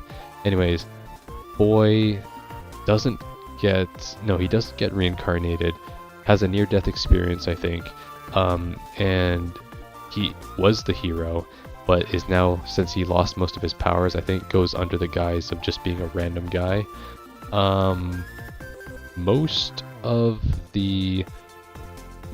this anime though is just about him kind of training his classmates to be strong, which doesn't really go anywhere, I think, except for like a tournament arc in the end. But yeah, I don't really remember too much about this because I don't care. Next. Okay. Next up we have my unique skill makes me OP even at level 1. This one's also pretty generic, not really much to it. Guy, by the way, if you want to know what that super secret unique skill that makes him OP even at level 1 is, God, that sounds like one of those adult site ads. It's basically the fact that when anything he kills, he gets a drop rate. He has a 100% drop rate. That's his unique skill. There, I spoiled the entire anime for you. No need to watch it. You're welcome. I accept donations. Yeah, and that's basically it. It's alright. There aren't too many characters in the anime, so it's pretty easy to follow, but the animation is pretty generic and the characters are pretty flat, so can't really say too much about this one. Moving on. Oh, wait, this was this year? Oh wow. Next up is My Tiny Senpai.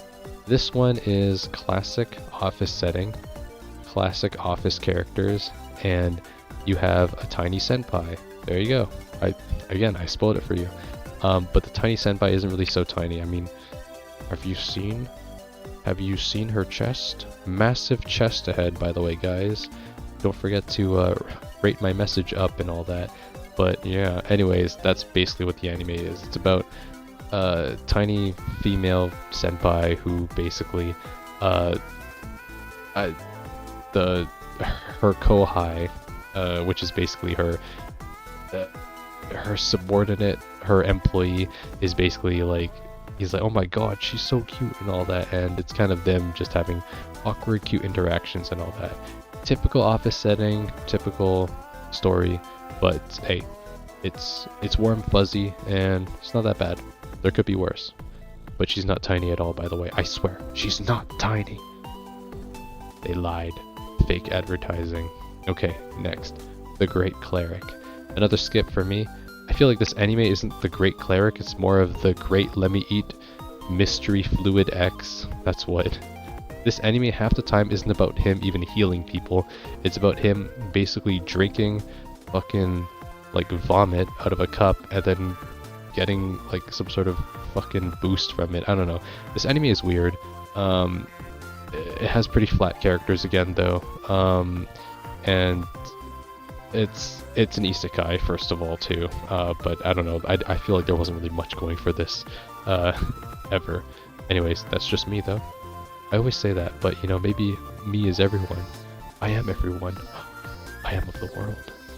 Next is the Master Cat. Masterful Cat is depressed again today. This one is okay. I think it has the same animation style as the Girl That Forgot Her Glasses anime. It's kind of got a bit of CG. Again, I don't mind it, and if it doesn't bother you, it's probably not a deal breaker either. This one's about an office lady who basically was very terrible at taking care of herself. She basically lives in an apartment by herself, and she one day finds a cat. Turns out that cat is some sort of absolute like fucking monstrosity that grows up to be life-size and can walk on 2 feet, and ends up taking care of our female protagonist because she's so bad at taking care of herself. It's pretty cute because the cat, like, we get to hear the cat's like monologue and internal thoughts as to like how he thinks of her, whereas like the office lady is just like takes him for granted every time. It's a pretty cute dynamic, honestly, and each episode is actually pretty unique. So I would say this is definitely one of the more interesting comedy slice of life this season. Very heartwarming. Okay, and next we have Helk. Okay, this is a recent one I've seen too. So Helk is an anime that got 2 seasons. This is a very interesting anime. So for the first part of the anime, it's a tournament arc basically. And I didn't think this was going to be such a serious show at first, but Then the second season came and they kind of flipped the script. So during the first season, the first 12 episodes, Helk, who is the main protagonist, is a very he's a hero basically. He's a strong warrior that came from the land of the humans. And there's two realms or worlds or kingdoms, whatever. There's the human world and then there's the demon world. Now the thing is that the humans is where Helk is from, and he decides to basically join the demon army. And everyone's like, what the fuck? Why does the hero want to join the demon army? Says our female protagonist, who is Vermilio, who's one of the leaders of the demon. She's one of the 4 demon kings, I think, if I recall correctly. And she's like, what the fuck? How is Helk here? So that's what I mean. The first part of the season is very comedic and more like relaxed, because I thought this was going to be like a comedy at first, where it's just about, a hero joins the demon army. Okay, I've seen this plot a couple times. But then they flip the script. In the second part of the season, things take a serious turn, where we find out that the humans are very evil. They're basically turning other humans into artificial heroes, where basically, oh my god, I'm spoiling the plot basically, but there's like a huge plot twist where like humans are bad because they want to actually seize control over over the entire world, and they're doing that by creating, because heroes are kind of like an anomaly where they kind of have superhuman strength, and they're basically able to, and when you're able to create an army of these people with superhuman strength, well, you can pretty much do anything you want, right? But the demons aren't actually like hostile either. They actually brokered a peace treaty with the humans a long time ago, and Hulk was one of the people involved in that. So to see this conflict is kind of like, where is it coming from? So it's pretty cool. It just ended on, not a cliffhanger, but it just ended on a note where I hope, like, there is still more to see of this show, so I hope we will see it, but I would definitely give this a shot. It's a very interesting premise that kind of has a light tone at first, but then really brings it in during the second half. So I would say if you want some dark fantasy, give this one a go. Next is, why is it in Japanese this one is called Temple, but in English it's called Tempuru? No one can live on loneliness. Okay, first of all, ecchi. There you go. You'll thank me for that later. This one is kind of like the Cafe Terrace one, where it's kind of like you have, again, 5 more, actually no, 6 beautiful girls this time, that are living in a shrine. The protagonist is kind of a funny guy. He basically decides to, since he doesn't want to be attracted to anything, he wants to live in a shrine and become a monk, because that way he can attain perfect enlightenment and be completely devoid of desire of the outside world. Yeah, well, too bad, buddy. You're in a shrine with with 5 girls around your age, and they're all attractive. So there you go. And yeah, I bet you know how this turns out. And well, there's a reason why it's ecchi now. Anyways, this one is not as good as Cafe Terrace, I would say. The girls aren't really too fleshed out. The only one that I would say is probably somewhat developed and has a decent personality, I would say, is the blonde one. Not the orange hair one, the blonde one. She actually gets like character development, and I'm also a sucker for tsundere, so there you go. She's best girl. Next. What's next? The most heretical last boss queen from villainess to savior. Well, there you go. It's a villainess anime. Pack it up, boys. We're out of here. So this anime is another isekai, but it's isekai into the same world, into her younger body. So basically, she is destined to be the last boss of this story. But since she knows how the story is going to play out already, she decides to basically flip the script and befriend everybody so that they don't hate her. Naturally, she is an unexpected genius at this, and not only befriends people that do not like her, but she also becomes extreme, like she's the last boss, right? So she's naturally extremely powerful and is able to kind of make that happen on her own. Pretty cool. I would say it's more of a power fantasy villainess, because there's no real situation where she loses, because she kind of just always wins at stuff. But hey, it's one of these, yeah, it's one of these like power fantasy villainess stories. So hey, if you're just for the good feels and for an anime where you can just watch the protagonist destroy everything, go for it. And what do we have next? Ah, this got a second season. The Duke of Death and His Maid, Season 2. This is one of the few anime a lot of people can probably agree that CG is actually okay. So this anime is about a young butchan, a young master of a mansion who basically has been cursed that whatever he touches will die. This includes all organisms that have life, basically, so like plants and naturally even people. So that's why he can't basically ever come into contact with anything. Well, too bad he's got a down bad maid that's pretty much thirsting like 24/7 for him. But she does his best to basically make sure that he can't touch her, but she tries her hardest to basically get as close to him as she can. It's pretty much the same in season 2.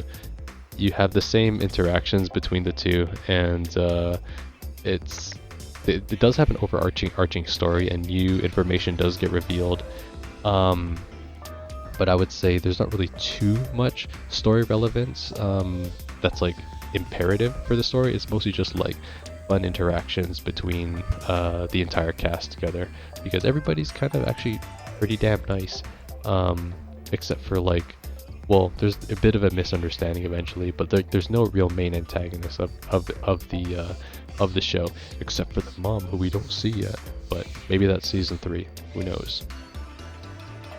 Okay, and next up is Sweet Reincarnation. Oh, this one. Do I have a bone to pick with this one? Okay, so get this. This guy is a patisserie in his past life. However, he dies right before he's about to create like a really good pastry or sweet, and then he's reincarnated as a baron, I think. And his goal in his new life as like the son of a baron is to create the greatest treat in that world. Yeah, well, too bad that never fucking happens. This story isn't even relative to being a patisserie chef or to making sweets. It's just about fucking swords and magic again. It's like the anime said, alright, I got this really cool idea. Too bad, bitch. It's your generic fantasy script now. That's all you're getting. Yeah, I don't know. This anime was like a real disappointment because I thought it was going to be another food anime, and it wasn't even that. It was just your generic like fantasy conspiracy noble anime, and I don't know, it's just it couldn't even stick to its own script, and for that reason I don't know. Rarely do I ever see an anime with such poor vision, but that's all I have to say, really. Maybe someone will enjoy that, someone out there. What's next? Saint Cecilia and Pastor Lawrence. It's your another slice of life comedy and rom-com.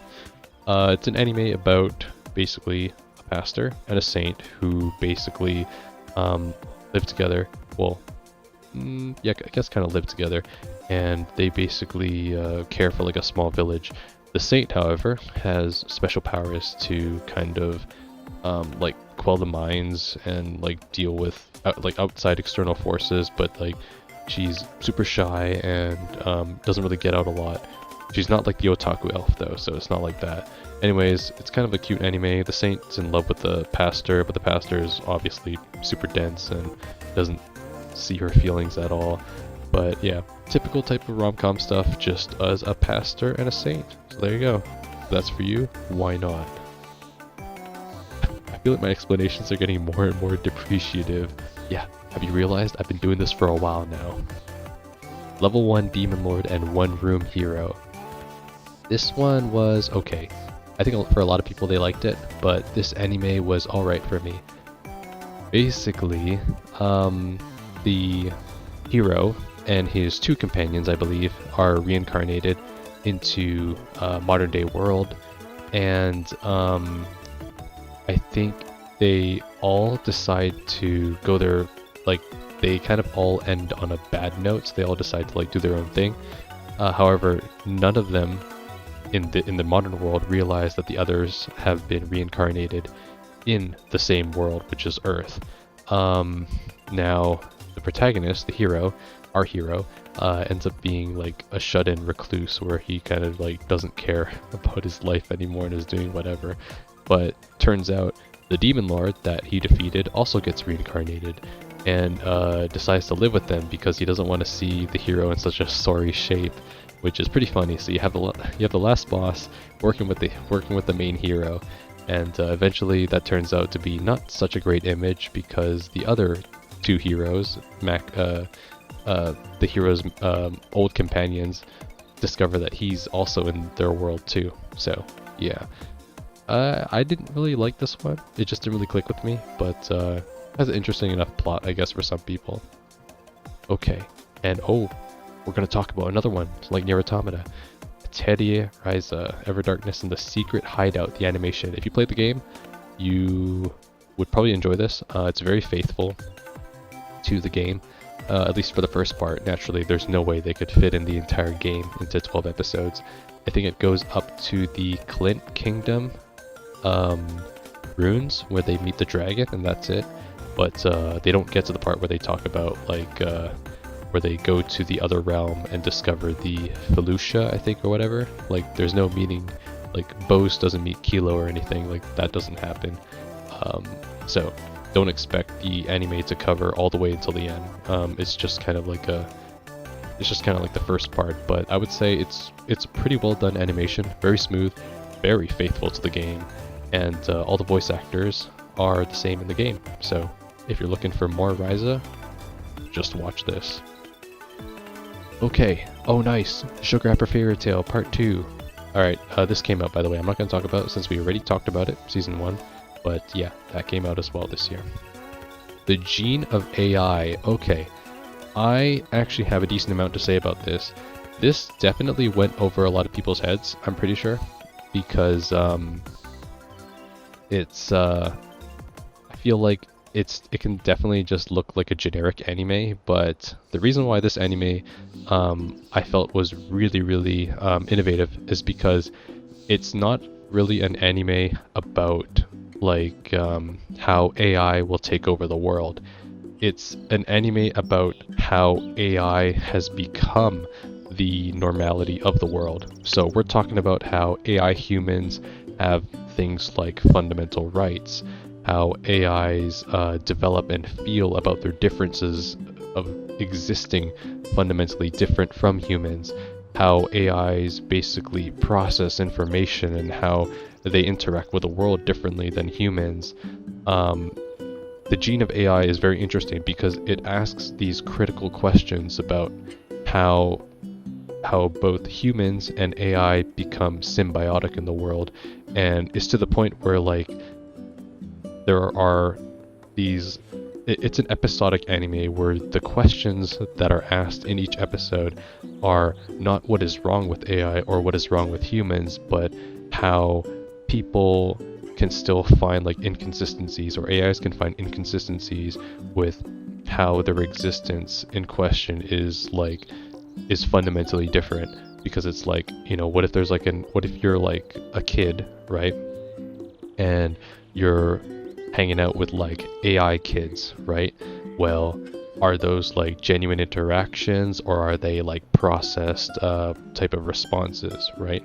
Or if you're an adult, if you're a human adult working with like an AI adult, for instance, well, how is efficiency measured, right? Will an AI always be like fundamentally superior, or will like a human like employee still have more benefits as like a working unit?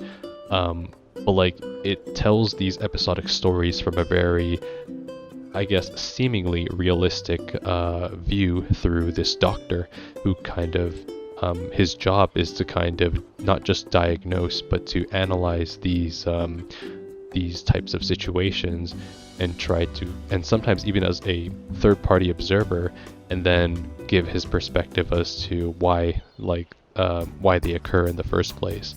I would definitely give this a shot because I think it's a very interesting anime that's very introspective as the world slowly progresses more and more into AI adoption into various different industries of the world. So I'd give this a shot. Okay, what is next? Ayaya? Ayaya. Okay. Ayaka. Story of Bonds and Wounds. I don't really have much to say about this.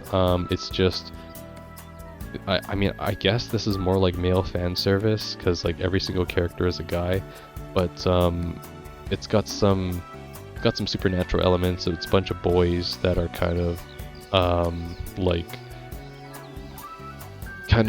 they're living in like the rural part of Japan, but that part of Japan has is more prone to having like spirits, and I think in the past there was like a locked away spirit that was eventually going to take over the land, I think. So they're kind of just waiting for like the seal to be broken. I don't really remember too much about it, but anyways, it's an okay anime. I feel like I didn't know if it wanted to be a drama or if it wanted to be like an action show. I felt that it was way too slow paced, and I personally didn't really get too invested into the characters because I didn't really feel engaged with any of the characters.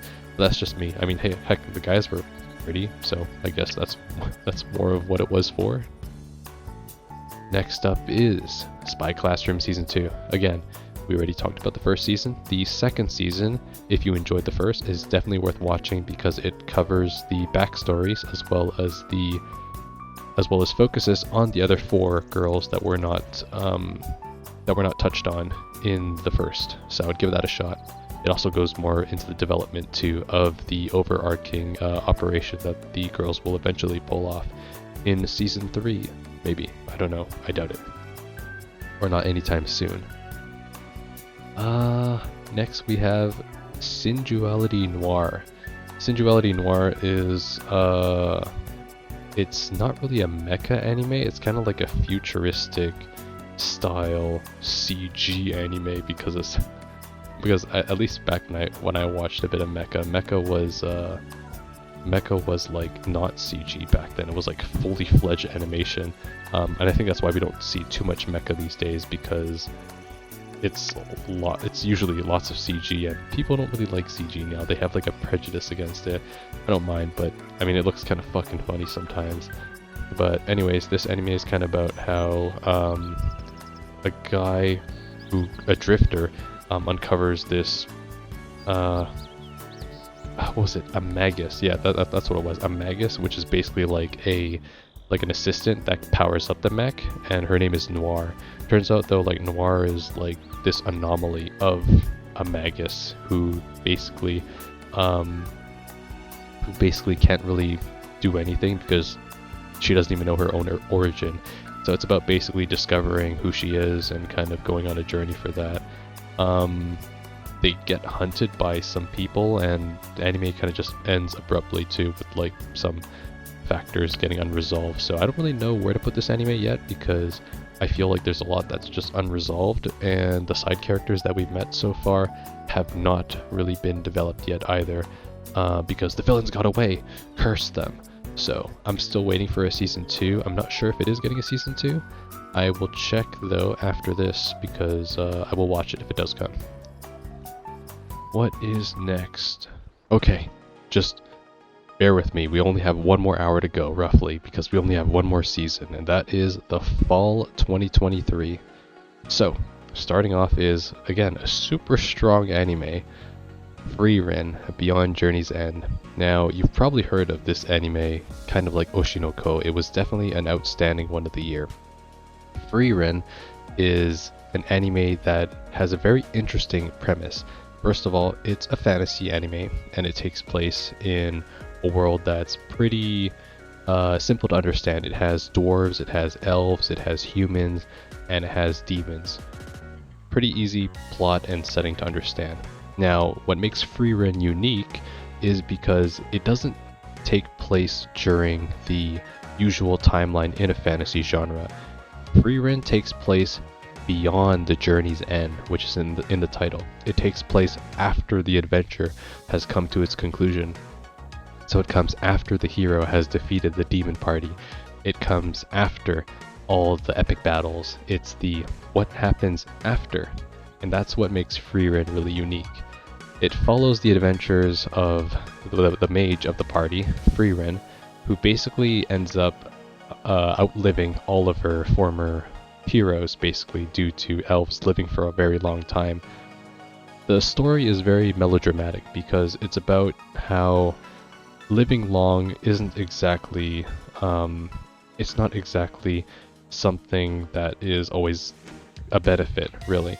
She watched basically all of her friends die, and although she was expecting not to feel anything, the weight and burden and the subtleties that she basically carries with her are very evident. She travels eventually with two other companions who end up being the pupils of her old heroes, of her old companions, and it's pretty cool because it's like she ends up having the chance to kind of assist, but also kind of pass on her wisdom to her companions' pupils and kind of be able to kind of foster the next generation of heroes, maybe into the next possible journey. So it's really cool. We get to see kind of we get to see a bit of Friren's backstory, where we get to see her past with her heroes, but then we get to see the present of her and the pupils kind of adventuring around the world and seeing what the state of the world is now that the world has been saved. So it's really cool. I think Frieren has a lot of uniqueness going for it. It's not even done yet, by the way, because it is going to progress into the winter season coming in 2024. So I'm definitely looking forward to that, which is why I'm not actually going to talk too much more about this because I don't know where it's going to go. But as of now, I would say this is definitely a very top contender for anime of the year. And I would say if the only reason maybe people would not like Frieren is because of how casual and slow-paced it is. It's an anime that doesn't really rely too much on flashy animation, emotional expression. Well, actually, no, I wouldn't say that. Sorry. I would say it's an anime that doesn't really rely on like fast-paced action. Really, it's more of a slow-paced anime that kind of wants to really impact you with the passing of time and how things can quickly occur because they happen in Friren's perspective. It's very subtle. You might even have to rewatch an episode, but eventually you'll come to understand that sometimes episodes may feel disjointed. That's because the passage of time is also progressing way faster than you think, because this is Friren's journey here. But that's what I'll leave it at for now. Wait, did I see that right? Holy shit, it's ranked number 1. God damn. Alright. Next up we have The Rising of the Shield Hero, Season 3. This Season 3 was actually alright. After the disaster that a lot of people called Season 2, I actually enjoyed Season 3 for what it was, although yes, it did feel, and I can agree with this, it did feel repetitive. So in Season 3, Naofumi's job is to basically reunite the 3 heroes in order to get prepared for the next wave. That's the objective premise here. However, it's pretty poorly done because all the heroes kind of fall for the same trick. They fall for bitch's scam. Melty, I think is her name. Yeah, or Malty, one of them. And basically they get corrupted by her rumors that the shield hero is actually like he's gathering slaves to make like a slave village or whatever, and they turn on him. He eventually ends up fixing the sword hero. The spear hero ends up being a simp for Philo, and the arrow hero, sorry, not the arrow hero, the fucking bow hero ends up also coming to his senses into the end. I think it was the overall premise of it was poorly executed, obviously, because the reason was the same for the three heroes. They all had the exact same character development, and it pretty much progressed incredibly storybook-like, where it's like, oh no, hero gets corrupted by bitches rumors. All right, well, time to beat him in a fight and prove him that he's wrong. Okay, next hero, let's do it. But I think that now that we finally, after 3 seasons, after 3 fucking seasons, we finally have all the heroes on the same page. I feel like Shield Hero can finally actually progress and do something. I hope. I really do hope. Because the world of the Shield Hero is fundamentally interesting, especially with the whole slave crest and the waves. I feel like there's still a lot to be expanded on it, and I'm looking forward to season 4. Please. Please. Anyways, that's all I'll say for it right now.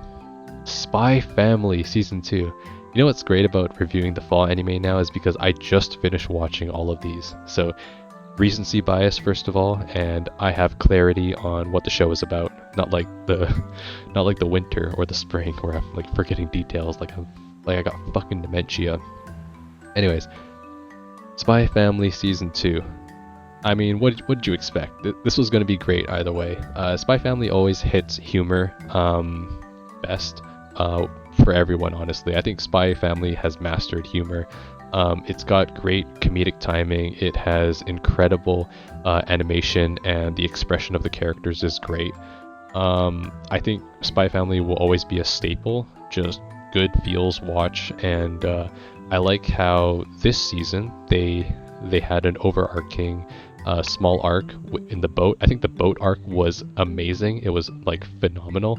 I was just fully engaged for that entire arc. It was great seeing Anya's little save with the dagger throw.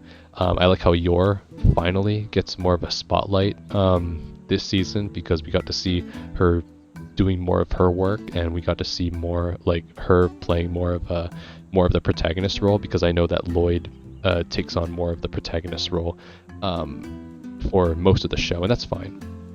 But yeah, because Anya had her little academia arc too, so I'm glad now all 3 characters are pretty much established, and season 3 can go pretty much whichever way they want, or they can throw in a sub story, side chapter like they did with Ranking of Kings and Horimiya.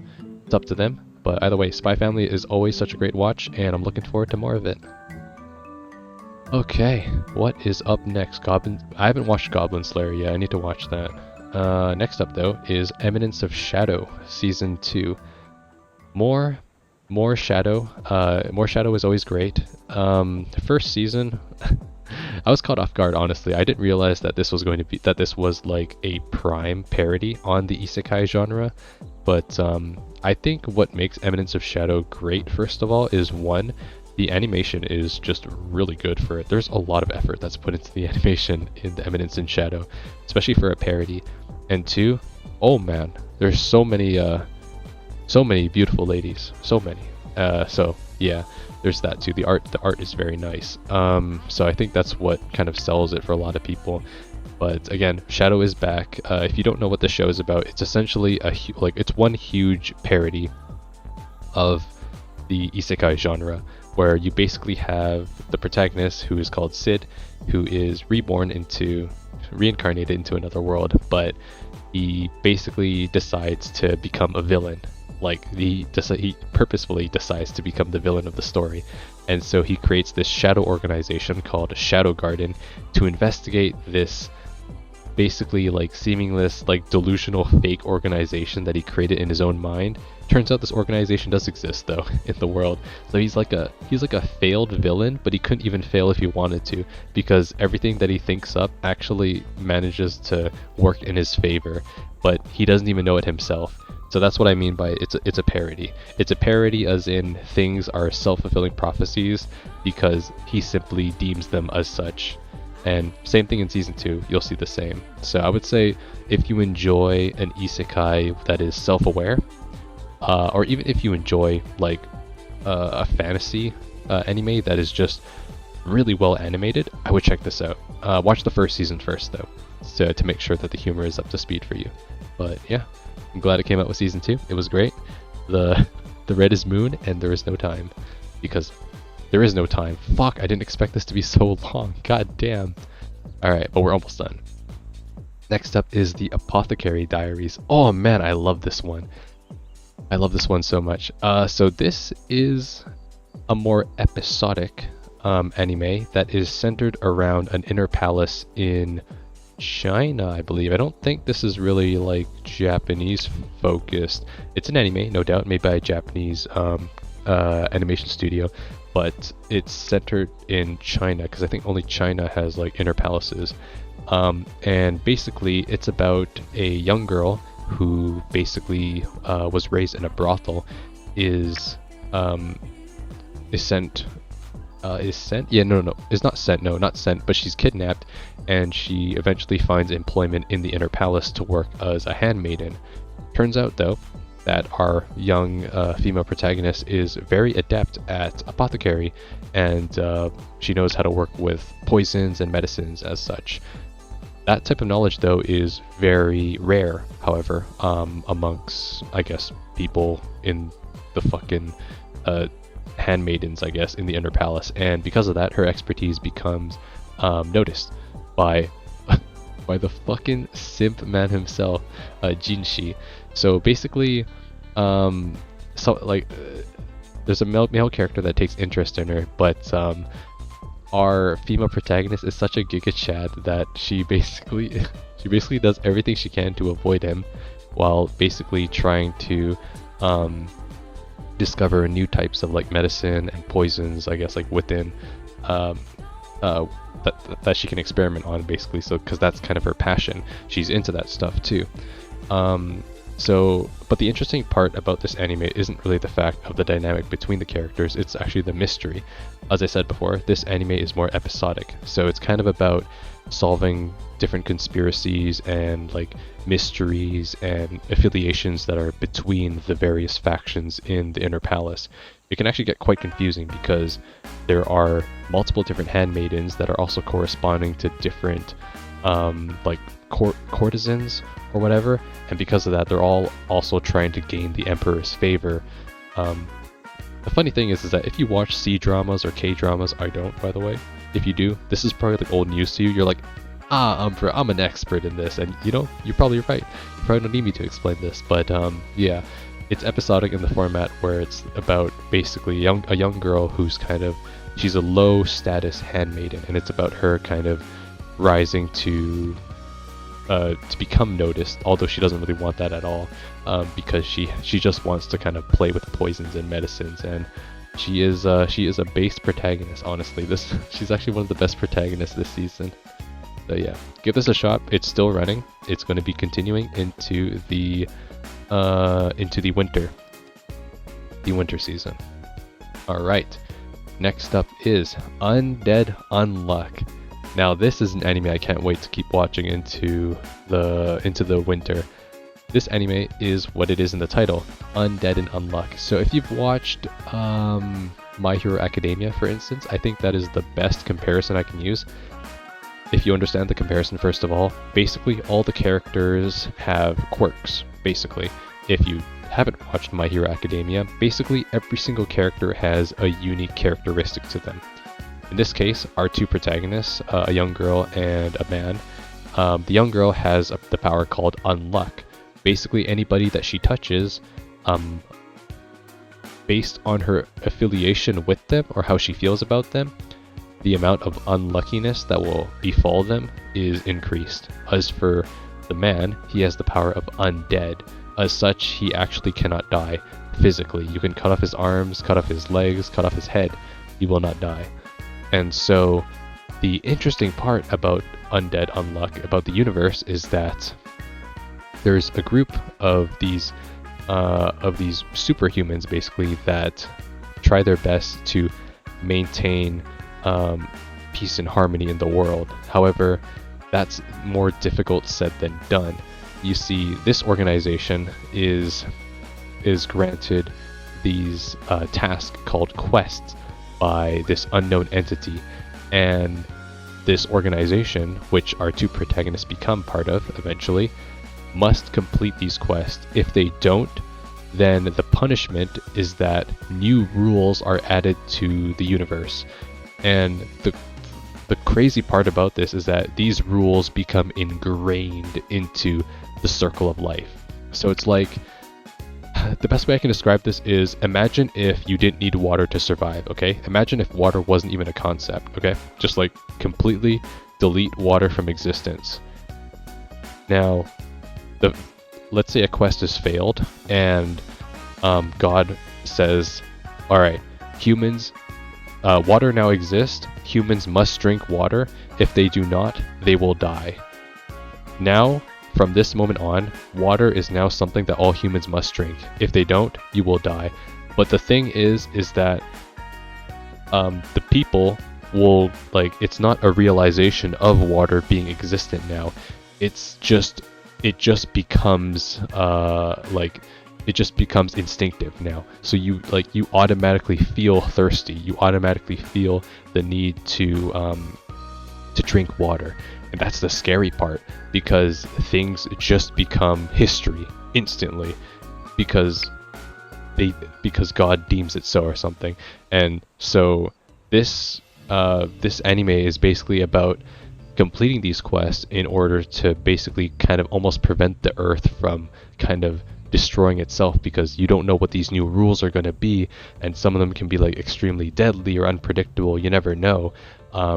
So it's pretty interesting. I wonder where this anime is going to go for the second cour. I just learned all this information from watching the first season, so I'm really engaged in this. I think this is a great show. I think it has a lot of potential, and I hope that season 2 does, or not season 2, but the second part does well. Okay, moving on. Let's go with Shangri-La Frontier. Wow, we're going with all the shows first that are continuing into the winter. Shangri-La Frontier. This is an anime about a level 1 Dark Souls player that chose the deprived class and decides to basically dodge roll everything in an MMO so he can beat a raid boss by himself. Now, if that sounded like kind of weird to you, that's because it's basically what it is. Shangri-La Frontier is about a guy who basically likes games so much that he plays trash games to feel better. But then he gets introduced to a really good game, which is called Shangri-La Frontier. This game is an MMO, but I'm assuming it's an MMO that has like dodge roll mechanics, so you can actually evade stuff, like New World, I guess, or something. And New World. And he gets really into it. However, in the first couple episodes, he becomes cursed by like one of the most powerful enemies in the game and gets like a huge debuff. On top of that, he doesn't wear armor, and he wears like a stupid bird mask, so you can't even see his face. And everyone thinks he's like running around with like a super rare spawn because a bunny NPC is with him. I know, I just said a lot of whole gibberish, didn't I? But it's actually a pretty popular show. It's got decent animation, and I think it has the potential to go places as long as you're not taking it seriously. I feels like if you've ever played an MMO in your life, you probably look at this and you're like, what the fuck? This ain't an MMO. No way you can dodge roll like that. But, you know, it's an anime. Don't take it too seriously, and you'll have fun with it. Next is, oh boy, the 100 girlfriends who really, really, really, really, really love you. By the way, just so you understand, there are not 100 girlfriends in this specific season or in this specific anime. There are only a total of 5. Wait, no. 6 actually. Well, 5 plus 1 mom. There, I spoiled it for you. Basically, this is quite an interesting show. First of all, I wouldn't even say it's ecchi, but it's got ecchi stuff. Watch it alone, okay? Basically, it's about a guy who God literally messed up when he created him and said, uh-oh, I didn't create one soulmate for you, I created 100. And now you need to riz all these 100 girls, because if you don't, they will die. And the guy said, oh shit. Okay, I can do that. Challenge accepted. So basically, any girl he comes across is basically becomes in love with him, and he needs to basically make them his girlfriend, because if he doesn't, they will become met with an unfortunate circumstance, which is literally death. Yeah, it's really that bad. I was kind of hoping for a little bit of a twist where one of the girls would eventually not fall for him, and then they would spend he would spend more time in episodes with her, basically kind of trying his best to tell her that, you know, well, you don't have to like me, or but by that, but you're gonna die if you don't become my girlfriend, stuff like that, but not in like a coercive, manipulative type of way. But actually, it's a pretty wholesome anime where all the girls kind of have their own unique like characteristic. They have their own unique arc. Each girl gets an episode, so it doesn't really feel too rushed. But yeah, it's a fun ride. It's pretty chaotic. I would say, yeah, please just definitely watch this alone and give it a couple episodes so you get to know a couple of the girls. Okay, done talking about this one. I wonder how many seasons that one's gonna have too. 100 girlfriends, right? Divided by 6 or divided by 5. That's 20 seasons. God damn. Okay, next one. Tokyo Revengers Tenjiku. So this is season 3 of Tokyo Revengers. That takes place after the Christmas season 2 one. So this one is basically about a new faction, the Tenjiku, the guys in the red coats, that basically are coming into power because they are recruiting not old gangs, but like other gangs, like they're acquisitioning them too. And it seems like a pretty powerful force, but thing is though, Takemichi's got the power of like literal friendship, and he's got like connections still to like pretty powerful guys. They manage to like challenge them, and things end up turning up, well, kind of like a plot twist. But yeah, I don't really know how to explain Tokyo Revengers Season 3. I just finished it, but I don't really want to say too much more, because if you've already invested into Season 1 and Season 2, you're better off just watching Season 3 instead of having me talk about it and what happened in it. I'll just say this. Mikey saves the day again, and and Takemichi actually gets a fucking fight scene this time. So watch it. Like, watch it for that alone. Takemichi, I swear to God, gets an actual fight scene this time. No bullshit. Actual fucking fight scene. Okay, that's it. I'm done talking about this one now. Ooh, this is next. Now this one is polarizing. The Kingdom of Ruin. Okay. Do you ever watch an anime before and you just say, you know, violence, good. I want to watch violence. Well, that's what this anime is. So basically, there used to be, there is 2 different types of people. Not 2 different types of people. There were 2 different types of races that were created when the world became to exist. That was witches and humans. Now, witches existed because God created them in order to assist mankind, assist humans basically. But as humans became more developed and they invented science, they basically decided to enslave and hunt witches. For no reason, by the way. The anime doesn't really expand on this other than witches bad, let's kill them. By the way, the witches are just a bunch of like hot girls, by the way, so there's that. Rest in peace. And however, that's a very important part, by the way. However, a human is taken as a pupil by one of the most powerful witches, and his name is Adonis. Now, Adonis is basically he develops like a huge resentment and like revenge. Like that's his entire character basically for humans, because they eventually hunt and kill his master, who I guess he loved, and because of that he's like, I will kill all the humans. But surprisingly, that doesn't work out too well with him, and he actually dies. I know, pretty crazy. I'm not gonna say anymore, because if you're into this, like that type of plot, you'll probably enjoy the rest of it. Just don't take it too seriously, because things don't really get explained in the anime. But I actually did have fun with it, although it's a pretty shallow narrative. I think it's just a fun turn off your brain, watch it, and enjoy it for the fucking like brutal carnage that it is, because that's what it is. That's all I'll say.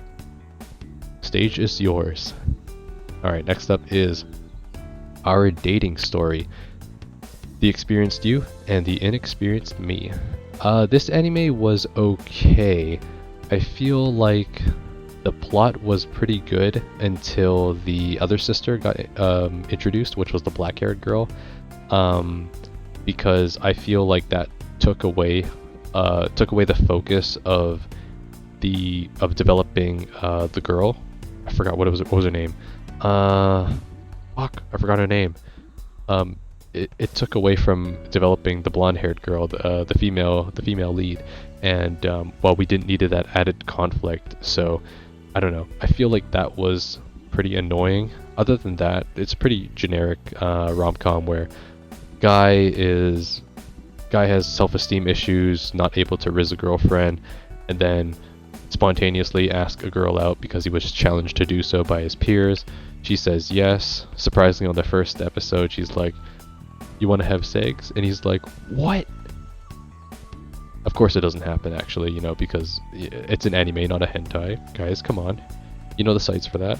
But yeah. So that's basically what happens. It's pretty. I thought it was gonna be like moving pretty fast, but hey, at least the anime is spent with the two protagonists actually being in a relationship.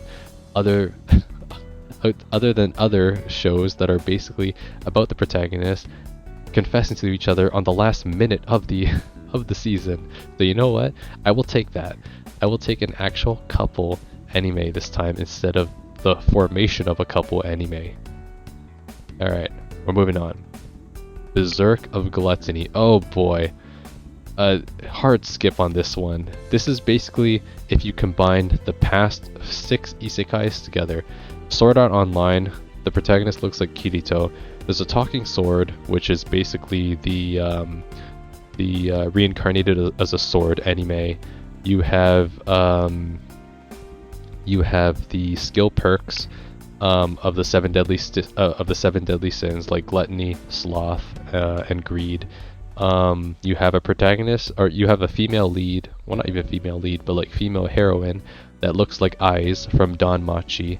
And yeah, shit. Wait, that's only 4 points. Fuck. Well, whatever. 4 is close enough to 6. Anyways, 4 out of 6. That's a pass. So yeah, this anime is basically about a guy who is well, just like any other guy, he's black-haired, he's pretty unfortunate, and he's just waiting for his MC opportunity, and turns out, oh, beautiful lady gives him the opportunity, and he ends up luckily finding a sword that ends up being a super rare and powerful sword that the more he kills, the more like it satiates his power because it's called gluttony. That's the weapon that he picks up. And because of that, he ends up being like a masked Batman of his own destiny or whatever, and he basically works in the shadows in order to save the heroine that gave him a chance, because he knows that she will die if she goes to this place. I explained it pretty bad, but that's because also the plot is pretty bad. But hey, if you want some more isekai, no, it's not even isekai. If you want more fantasy junk, give it a shot. Ragna Crimson. That's next. This show is actually pretty interesting. I thought it was generic at first, but it does have some uniqueness to it. So basically, it's about a dragon slayer who dragons are like the mortal enemies of this world, and humans are pretty fucking powerless against it, besides this unique type of material that can that's their immortal weakness, called Silverstein, I think. Now, the thing is that there are multiple different dragons, or dragon lords, I think, that rule over the world, or that are going to rule over the world. And one of the dragon slayers, called Ragna, just so happens to have the potential, and in the future, he sees that he is the one that slays all the dragons. Now, this is the interesting part. The leader of the dragons, I believe, or the ex-leader of the dragons, I think, comes to our protagonist, Ragna, and says, "Hey, want to join forces in destroying the dragons?" But the thing is that she, or he, actually I have no idea, because I think I think that character is actually non-binary because I actually have no idea if it's a guy or a girl. I'm just gonna call it an it. There, that's the best way to put it. So basically, it tells Ragna that, hey, why don't we team up together and destroy the dragons together? Now, it is pretty powerful as they're able to basically control magic, and they even have like a grand scheme and plan of how to take down these dragons, which are seemingly like ultra powerful or whatever. And we're just at the end of the first part right now, so we're going to see how they're basically going to fend off a large dragon attack, because the forces are kind of just about to collide right now. So I can't speak too much about what's going to happen, but the motives for each faction are still a bit unclear, because we still have yet to learn more about the villains, about their side, because there's a lot more villains than there are good guys. I'm just gonna say that much. So we'll see more then. Okay, what is up next? Oh, nice. The first skip of this season. The Demon Sword Master of Excalibur Academy. Wow, I just realized how dumb that title sounds. Basically, this one is about... It's an isekai. Same world isekai, though. Demon Lord gets reincarnated into the same world, into the future, as a young boy, because of course, why not a young boy? No, it's actually because his transformation was like incomplete or whatever, so he gets reincarnated as that. Anyways, he gets discovered by two young girls who are from Excalibur Academy. Wow, roll credits. And basically, he's in the future now, and he finds out that these monsters are basically like fucking up the world, and he's wondering if it has a reason as to why he was awakened from his slumber earlier than anticipated, which is why he didn't have his original form. I think that's what this is about. But that doesn't even really get touched on too much, because it's more of an overarching story of fantasy, academy, that type of stuff. So I wouldn't worry about it too much. This anime isn't really too deep. I don't think it's going to get a second season either, but hey, why not? Another one of these generics. So give it a shot, or Control C, Control V. Okay. Next up is Ron Kamonohashi's Forbidden Deductions.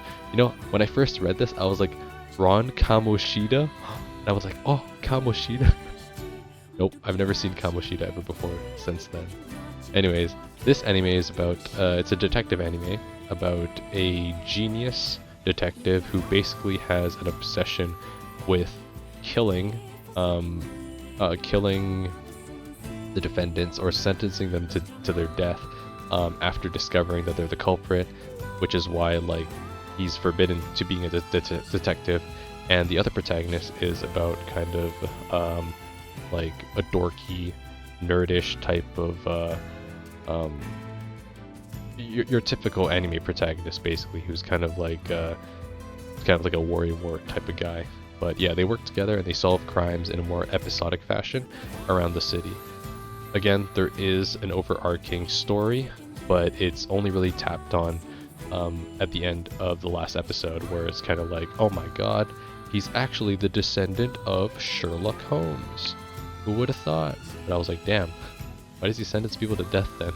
But yeah, there's that, and who knows, if it gets a season 2, maybe I will have more to say. Okay, next up is The Faraway Paladin, Lord of the Rust Mountains. I didn't know this, but I was told that this anime is actually, it's a tribute to The Hobbit by Tolkien. And looking back on it, it actually makes sense, right? You have the Paladin, who's referring to Bilbo. You have the Dwarf King, who's obviously referring to Thorin, and you have the I forgot his name, the archer guy, who's Legolas. So you have all the characters there, and they're fighting a dragon, which is Smog, who is there to basically like he's there to defend his horde. It's pretty cool. Like looking back on it now, when I learned about that fact. Basically, it's a sequel though. It's the second season of The Faraway Paladin, and it's following the adventures of our party after they after they crap shit, I actually don't remember anything about season 1. I retract that statement. Otherwise, season 2 is great. It's got really good animation, and I loved the little like lore tidbits that they dropped, because it's kind of like how Frodo, well, the character that represents Frodo, I guess, not Frodo in this case, Bilbo, has the blessing of the goddess, but also now has the blessing of like the, was it the corpse god? No, I'm thinking of another anime, but it has like of the Raven god. So it's kind of like he's got both light and death now in his hands. If he has like a second season now. So I'm just wondering how what the next story will play as, if it'll be like another one of Tolkien's inspirations, or will this be like a more manga focused story? Because I don't know, I don't read manga, and that's the beauty of it, because I can enjoy anything in any format. Okay, next up is Dead Mount Deathplay. So yeah, this got a season 2. It's more focused on a new faction, which was not in season 1, which pretty much solidifies that other people from the corpse god's world are also in Earth as well. So that's pretty cool. And we finally get more information on the firebug. So if you're into that, definitely give this a watch. It is complete. Alright, and we're on to I'm in Love with the Villainess. This is another villainess anime, of course. It's in the title. I love that they always include it in the title too. Very easy to identify. It's about a girl who is obsessed with a certain visual novel, and she becomes so obsessed that one day she passes out and dies because of that, and she becomes reincarnated as the not the protagonist, but as like an NPC of the academy of the virtual novel that she was playing. And her only objective is simple: to basically simp the hell out of the villainess, which is the blonde haired girl. Why are villainesses always blonde, by the way? Is this just like a staple now? Right. Anyways, yeah.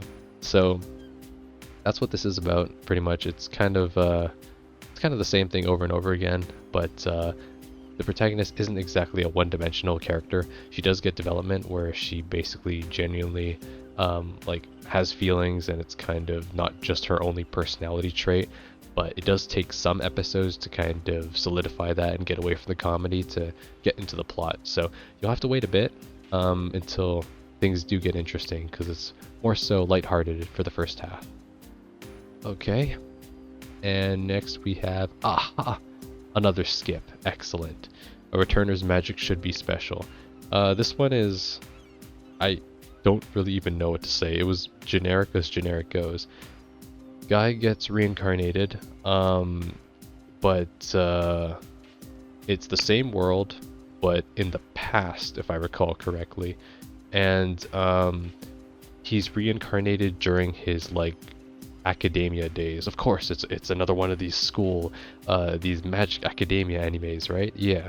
Anyways, he gets reincarnated into the past, and he basically meets up with his former like heroes that he was partnered with, and his objective is to basically retrain them as well as himself, and to hone like their skills so that they could be prepared for the conflict that they'll have together, so that they don't fail next time. Pretty generic though, honestly. It's mostly focused around like our three protagonists, but like in the limited confines of the academia. There's not much world building, there's not much like character development. It's pretty shallow, I would say, and then the conflict just feels rushed at the end, where there has to be some sort of conflict. So yeah, nothing too special with this one. You can give it a shot if it's your thing, but I would say outside of being an academia and magic, I don't think there's anything unique to it. Okay. Oh boy. Kanojo, Girlfriend Season 2. I actually love this series. It's kind of like a guilty pleasure of mine. It's just so flippin' chaotic. I love it. Basically, it's about an absolute giga chad of an MC who has a girlfriend already. It's the red-haired girl, and but the blue-haired girl also had feelings for him. But our giga chad MC is so like dense and accommodating that he's like, okay, I'll have two girlfriends and I'll love you both the same. And the red-haired girl's like, what the fuck? Okay, I'm down because the blue-haired girl's actually cute as well. This anime is great because it does not take itself seriously. It's an anime that kind of just has fun with it and kind of goes wherever. And anime like this are great because I think we need a little bit of that every now and then, where it doesn't really have too much of an important story, it doesn't really have too much of an important world, it's just humor for the sake of humor.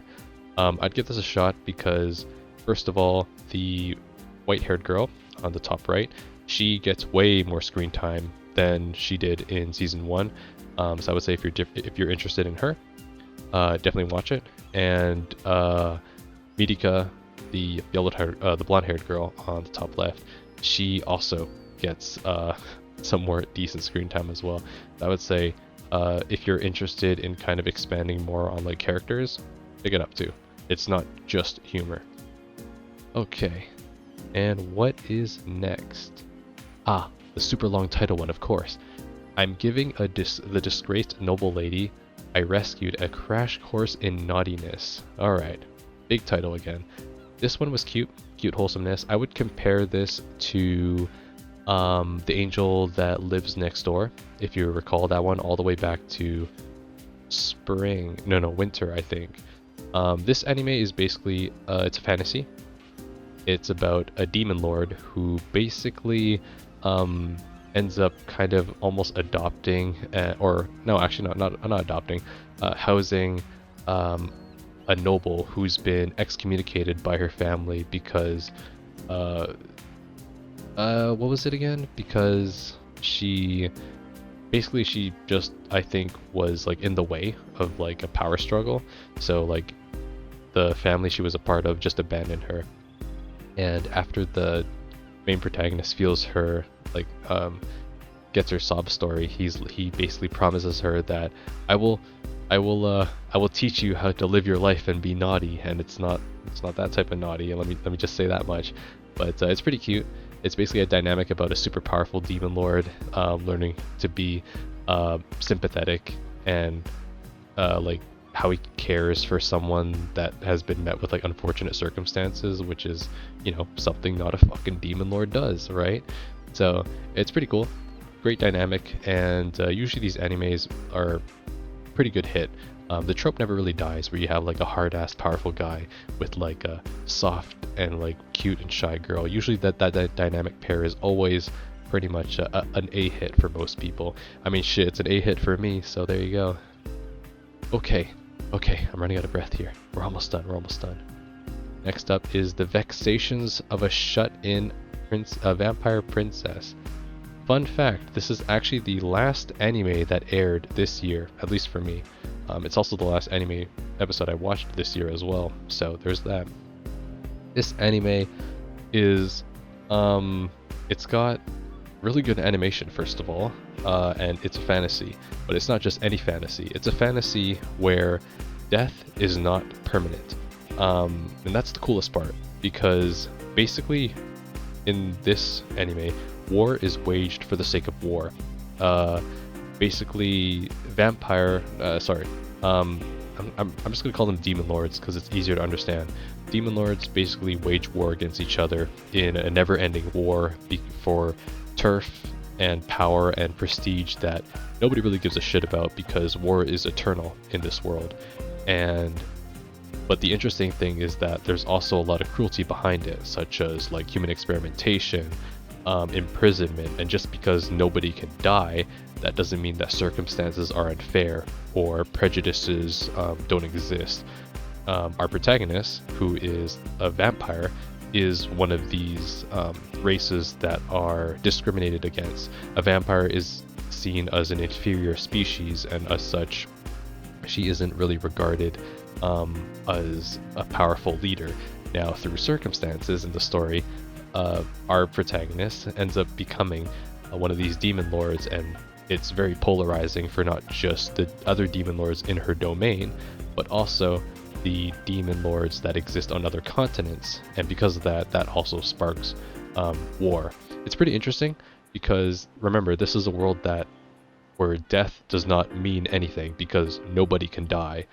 not the good guys nor the bad guys. So it's pretty cool. I'd give this a shot just purely for the cute girls and the animation. It's got a pretty decent story, and sometimes even like the combat, although there's not too much of it, is it's pretty damn good. So yeah, give it a shot.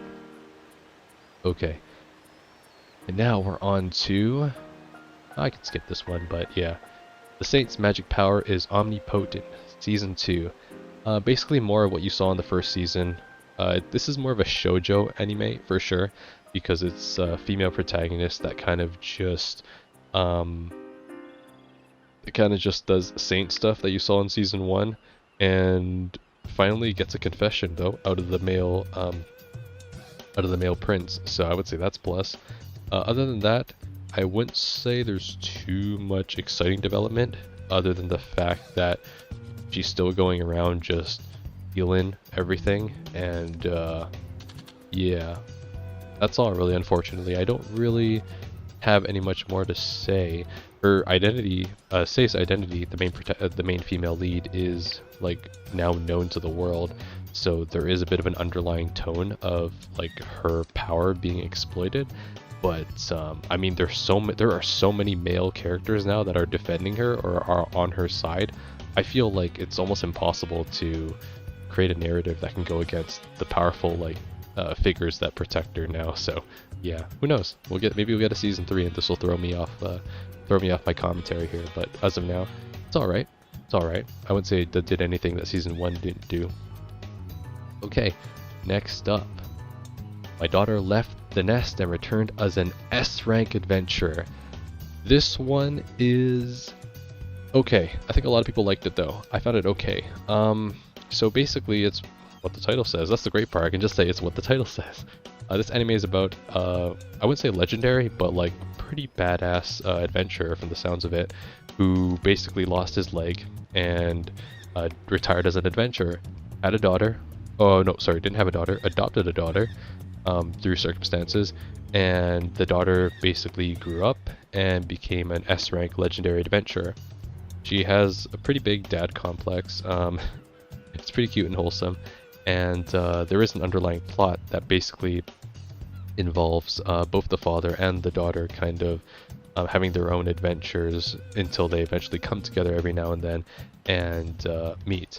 But they have their own adventures and kind of seeing how like anomalies have developed in like the forest or whatever, and it didn't really expand too much on it, but there was like a quick plot that added conflict for the sake of conflict to get the ball rolling. Other than that, I feel like this anime could have done without any major conflict and it would have still been fine as a slice of life. But yeah, that's why I think this was okay for me, because I feel like the anime didn't really know where it was going for like the first couple episodes, and I was like, oh, if this is a slice of life, it's fine. But then they added conflict, and I was like, oh, okay, this isn't a slice of life. So yeah. Anyways, it was alright. Oh boy, this is gonna be controversial. A girl and her guard dog. I know. Yes, I know. I watched this one. That's right. I watched it to completion. That's right. I did. The reason why this anime is controversial is for one reason. Grooming. I don't really have an opinion or really care about it too much because it's fiction. It's not real. So for me, it doesn't really matter. But I understand why that's not comfortable for some people. So this anime is basically about a young girl, and when she was young, she was basically adopted into a Yakuza family and was raised by our male protagonist, who is the Yakuza. What was her name? What was his name again? I forgot. Fuck. Keiya, that was his name. By Keiya, who at this time is 26 years old, I think. So by the time she then grows into a teenager, he's like much older than her still.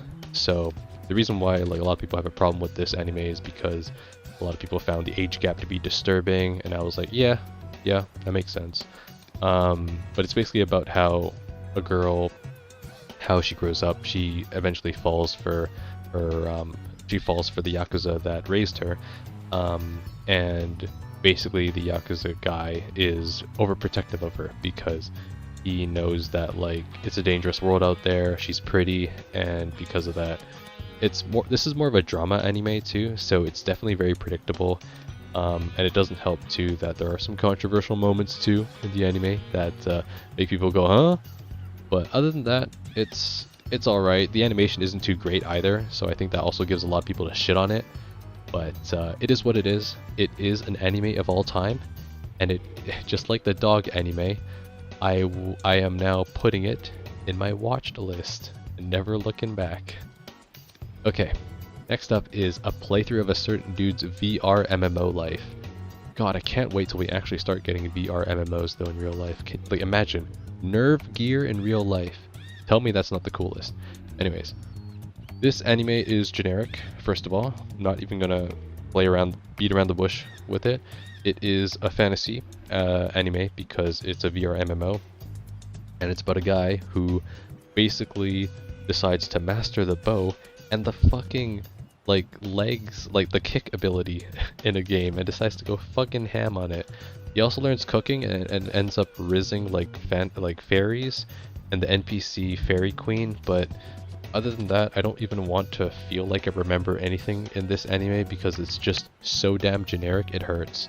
But yeah, this is an anime of all time, and it is an anime that I have now forgotten. Goodbye. Under Ninja. Okay, now this is definitely an underrated anime. This is an anime which shows kind of the inner workings of shinobis and like shinobi organizations in modern day Japan. Pretty damn cool if you ask me. The animation art style is very unique because it's very rigid, very rough looking, and the characters almost look real, where they look like unattractive. They look like they have facial hair. Their eyes, nose, and like hair are much more distinct. The body movement is much more realistic, and I think that adds to the like very discreet and like disgusting undertone of being a ninja, where it's like it's shitty, rough work, where it's like you never know when you're gonna die or you're being hunted. So what is this anime really about? Well, it's basically about a modern day ninja that is basically existing in society, and there are there are two like different ninja factions basically. Now, shinobis and ninjas aren't what they were in the past. They have developed significantly. They use like government tech now. They use like stuff like invisibility cloaks that completely mask their bodies and even their weapons. They use like these unique pieces of like machinery and like there's like a fucking box golem, for example, that appears later. So it's like, this is shit that's like almost supernatural looking, but it's all like government tech, and they use them to basically perform like international hits that basically can get rid of any sort of like international like threats that domestic or international threats to Japan. It's pretty cool. The plot doesn't really pick up until like the end, like the near like 4 episodes near the end of the anime. So you may be waiting a while for a bit of payoff for the entire plot. There is a ton of information that is presented in the anime, so you need to be paying attention. I was not for the first couple, and because of that, it caught me off when things started to hit the climax near the end, near like episode 9, I think, where people start like the stakes became higher. The characters started, their stories started to intertwine together because there's a lot of characters too involved. But I would say if this is an anime where you're paying attention from start to finish, there is a really good payoff, so give it a shot. Next up is Tear Moon Empire. You know, they should just rename this to Desuwa the anime. So this is another... Is it a villainess? Not really a villainess, but I'm just gonna call it a villainess anime for simplicity's sake. Basically, it's another isekai anime where female lead is executed via guillotine and reincarnated as herself, same person, couple years younger.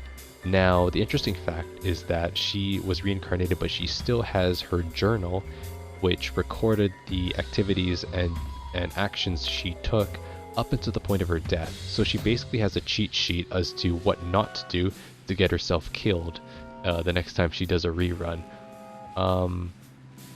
But the thing is that she does stuff that are so that is so left field that she ends up actually kind of being a girl fail, but succeeds because people misunderstand what she means, and things just work out in the end. It's pretty funny. It ends up being a pretty wholesome anime too, especially when you realize that her character is completely, it's like, this character, she's not a good character. She's completely self-serving, and all she cares about is not getting executed.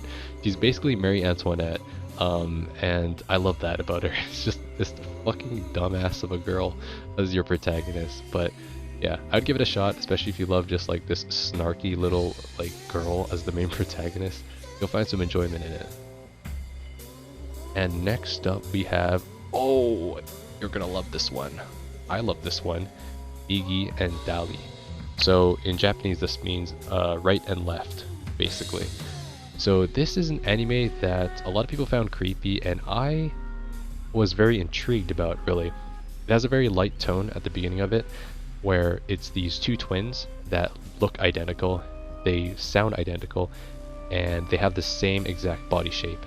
Now, they get adopted by this couple into this very small community of people, and the kicker though is that they decide to exist only as one person.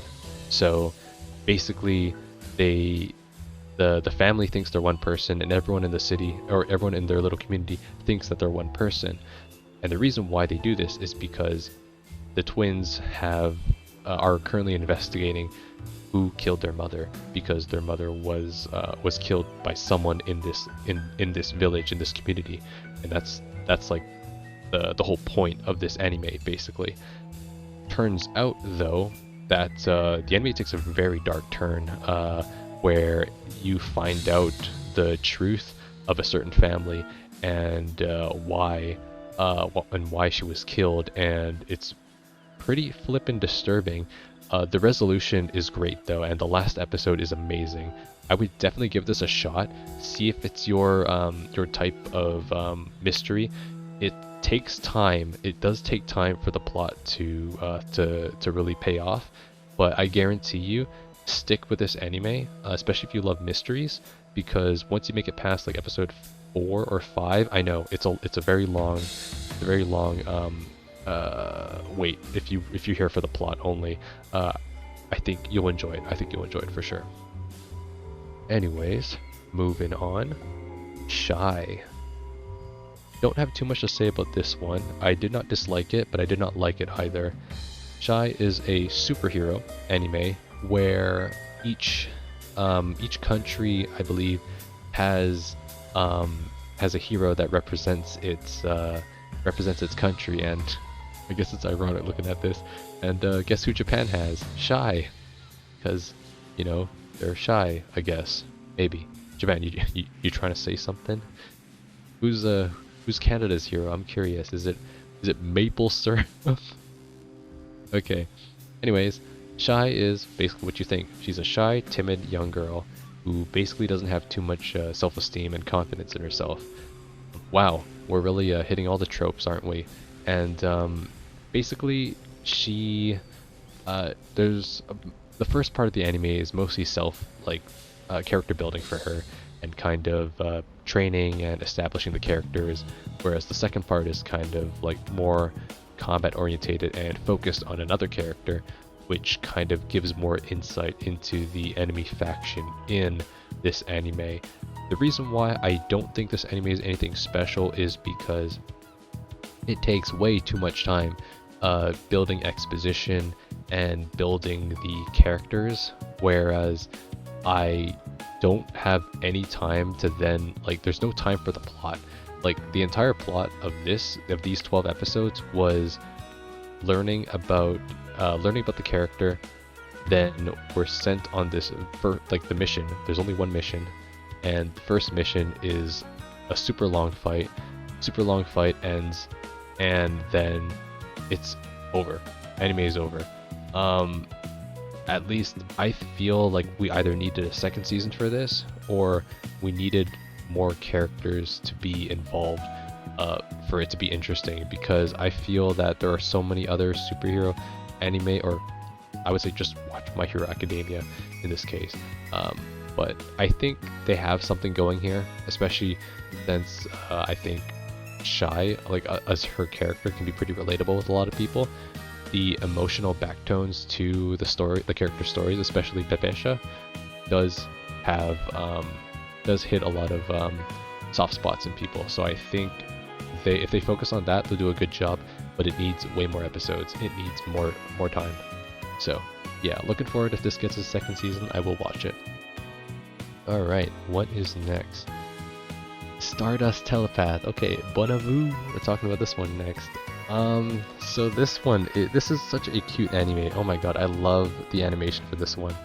It's cute. It's very bright and dynamic, and it's basically about 4 young girls who basically have a wish. Well, who basically share like a desire to to go to the moon. Basically, the protagonist is a super shy girl who basically wants to go to space, and so she really wants to actually build a rocket to do so.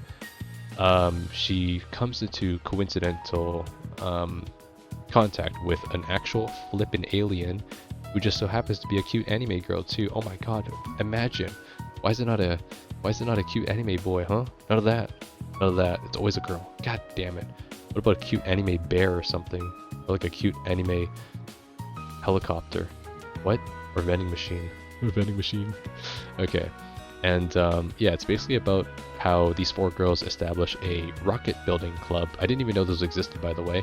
And there's a lot of rocket building trivia too, which I also was not expecting.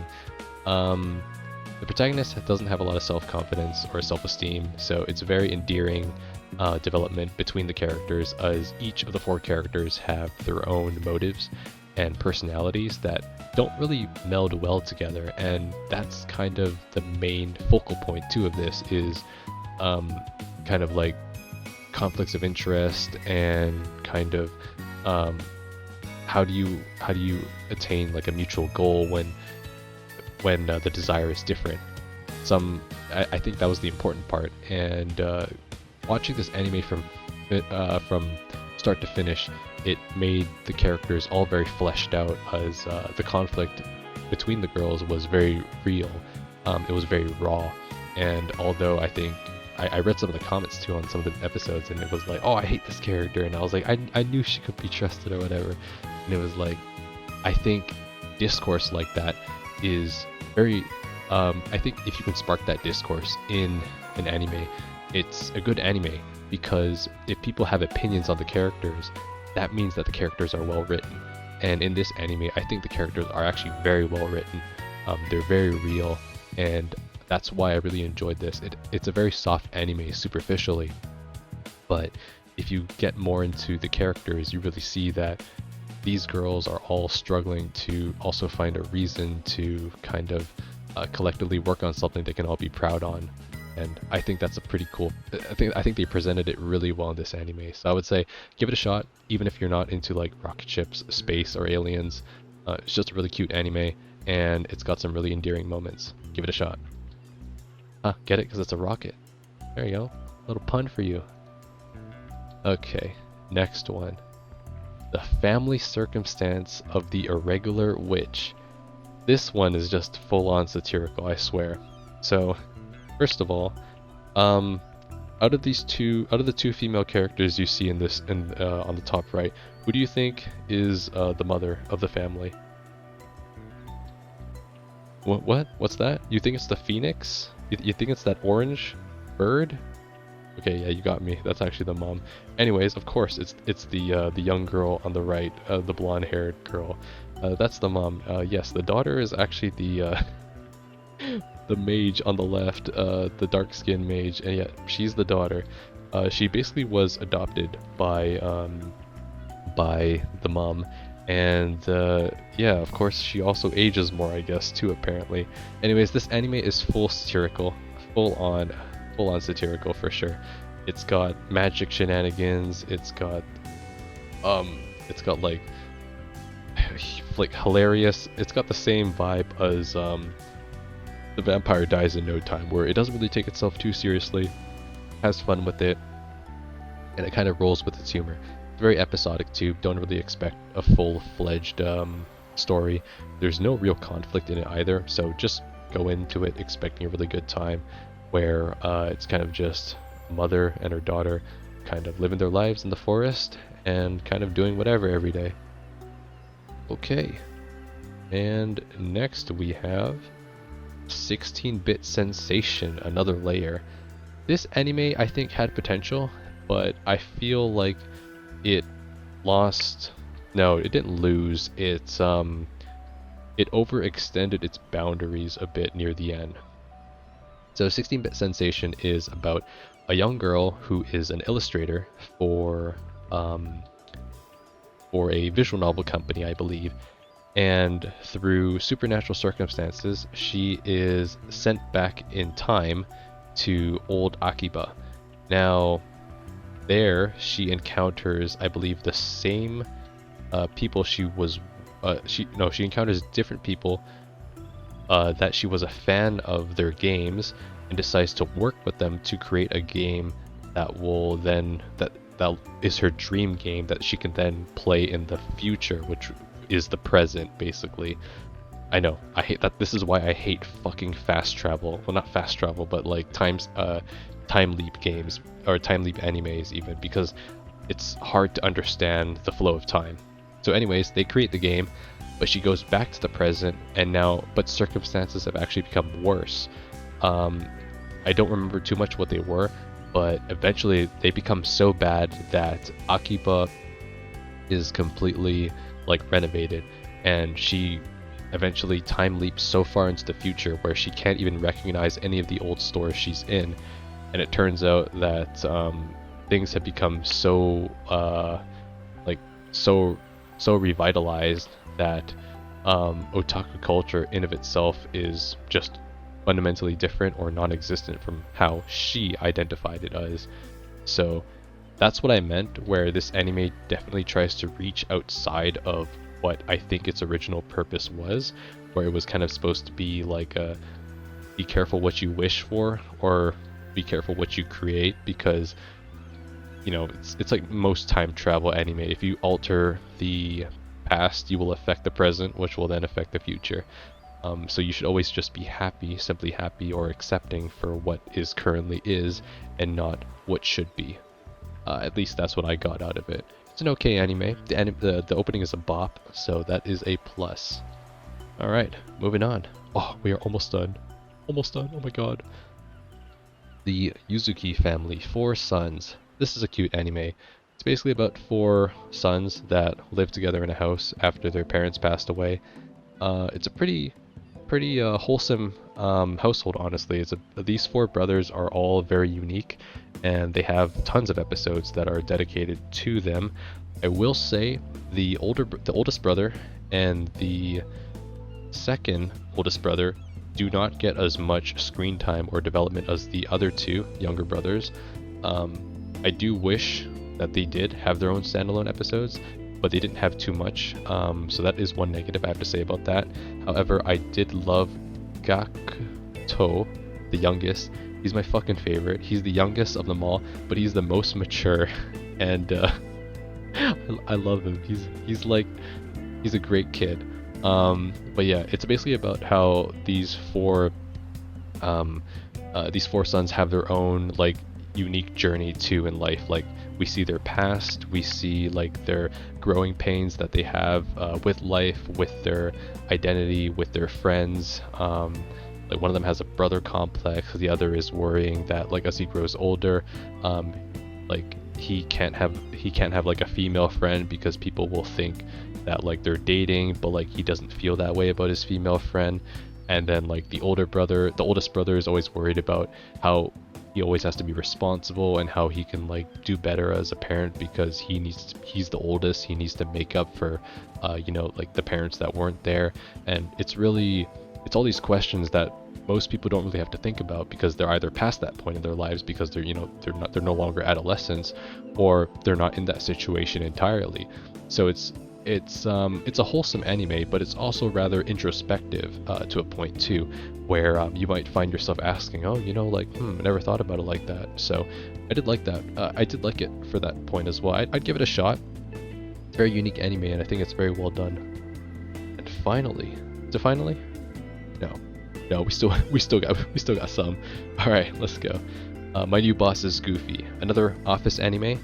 It's got your typical cast of businessmen, and it's actually only men in this anime as well.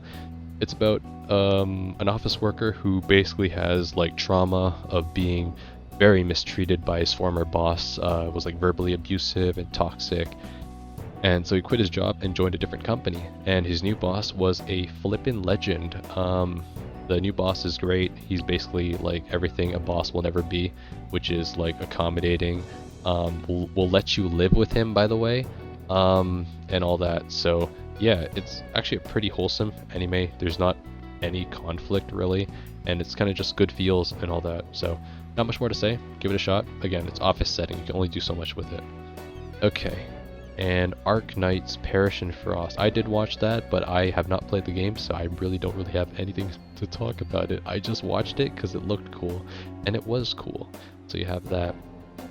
Utareba, the story of a man who turned into a pig. This one is controversial. I don't know why it has such a low rating. Also, it didn't finish either. This only has 11 out of 12 episodes, which is weird for some reason. It was supposed to finish airing yesterday on the 30th, but it didn't. I don't know why. Either way though, this anime is pretty unique. It's about a man who gets, a boy who gets reincarnated as a pig, and he's an otaku. He's a degenerate, and he even voices that, but it's not what you think. This isn't the dog anime. It's actually pretty damn interesting. So, to not spoil, because I don't feel like spoiling this because it's not done and I don't know the ending either, there are these blonde girls that exist in the world called Yethmen? I hope I'm pronouncing that right. And basically, there's unique laws that protect them. But like the thing is that they will never have higher statuses, and they will always be perceived as a certain status. And the reason why is because the kingdom, or like the government of that world, whatever, views them as a certain status.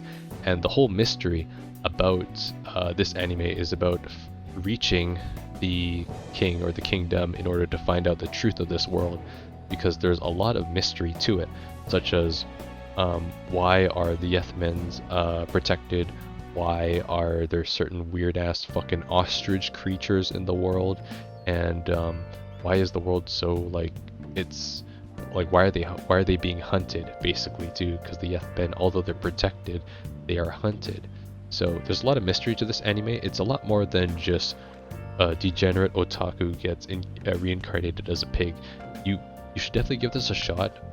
It's not for everyone, of course, but give this a few episodes, and I think you actually might find something that your preconceived notions may have told you. But yeah, what else do we got? I Shall Survive Using Potions. Sure, I'll talk about that one. Why not? Another isekai, first of all. Character is a bit of a Mary Sue. Nothing wrong with that. But she's an office lady, so I guess that makes sense. And she eventually then doesn't die, I think. That's the interesting part. She gets reincarnated, but I think God makes a mistake, and then she's like, okay, I'll roll with it. So she goes to the other world, and basically because God made a mistake, she asks God to, hey, give me this one power where she basically can make like OP potions. So she does that, and people think she's a god then in that world too, so that's how it rolls. Anyways, that's all I really have to say about that one. It's a pretty simple anime. Don't have really much more to say about it. And I am done speaking, so we're moving on. Protocol Rain. Oh, right, this one. Esports anime, sort of. Not really. It's like Discount Valorant, but like the more like Discount CS:GO because the graphics on the anime look even worse than CS:GO.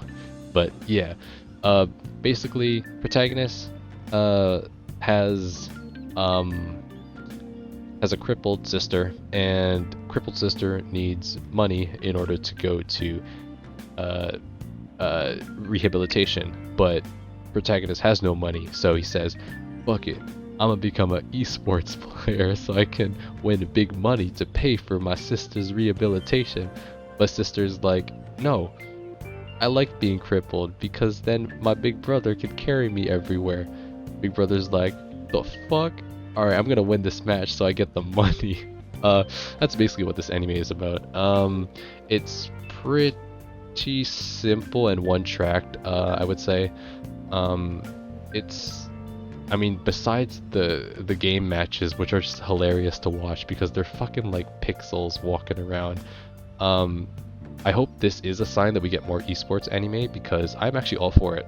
I feel like the premise and the presentation is a decent start, and they can definitely expand on this like this theme more because heck, I'm actually more, like all for more video game animes that are like focused on video games, not like isekais or fantasies or VR MMOs or whatever. I'm fine with animes like this, so I hope this is a good example of something that can happen, but who knows. Okay, we are actually rearing our end slowly. We got Firefighter Daigo, Rescuer in Orange. This anime is the story of, yeah, it's the story of three firefighters that um basically have their own story, mostly focused on the two male characters for now, while the female character has yet to kind of have her own like arc. Basically shows the natural disasters that are, I guess, common or more commonplace in Japan. Um, I would say this is more of a drama because they keep flipping yelling their names a lot and like blushing, crying, or whatever. So it's kind of hard to take this seriously, but it's all right. It's getting a second season, so shit, it must have done all right. So heck, it'll be in my watch list still as we progress into January. And I think that's it. Oh my god, that is it. Hooray! Oh, we did it, guys. We did it. We got through every single anime in 2023. Pat myself on the back. I will. Oh my god, I'm gonna drink some water after this real quick. I'll be right back. And that concludes all 4 seasons of anime this year in 2023. I attempted my best by giving my organic thoughts on each show in one take, and I think I said everything I wanted to. I am now going to drink lots of water and sleep this New Year's away. I'll be waiting for your invitation next year, Umbra. Good night.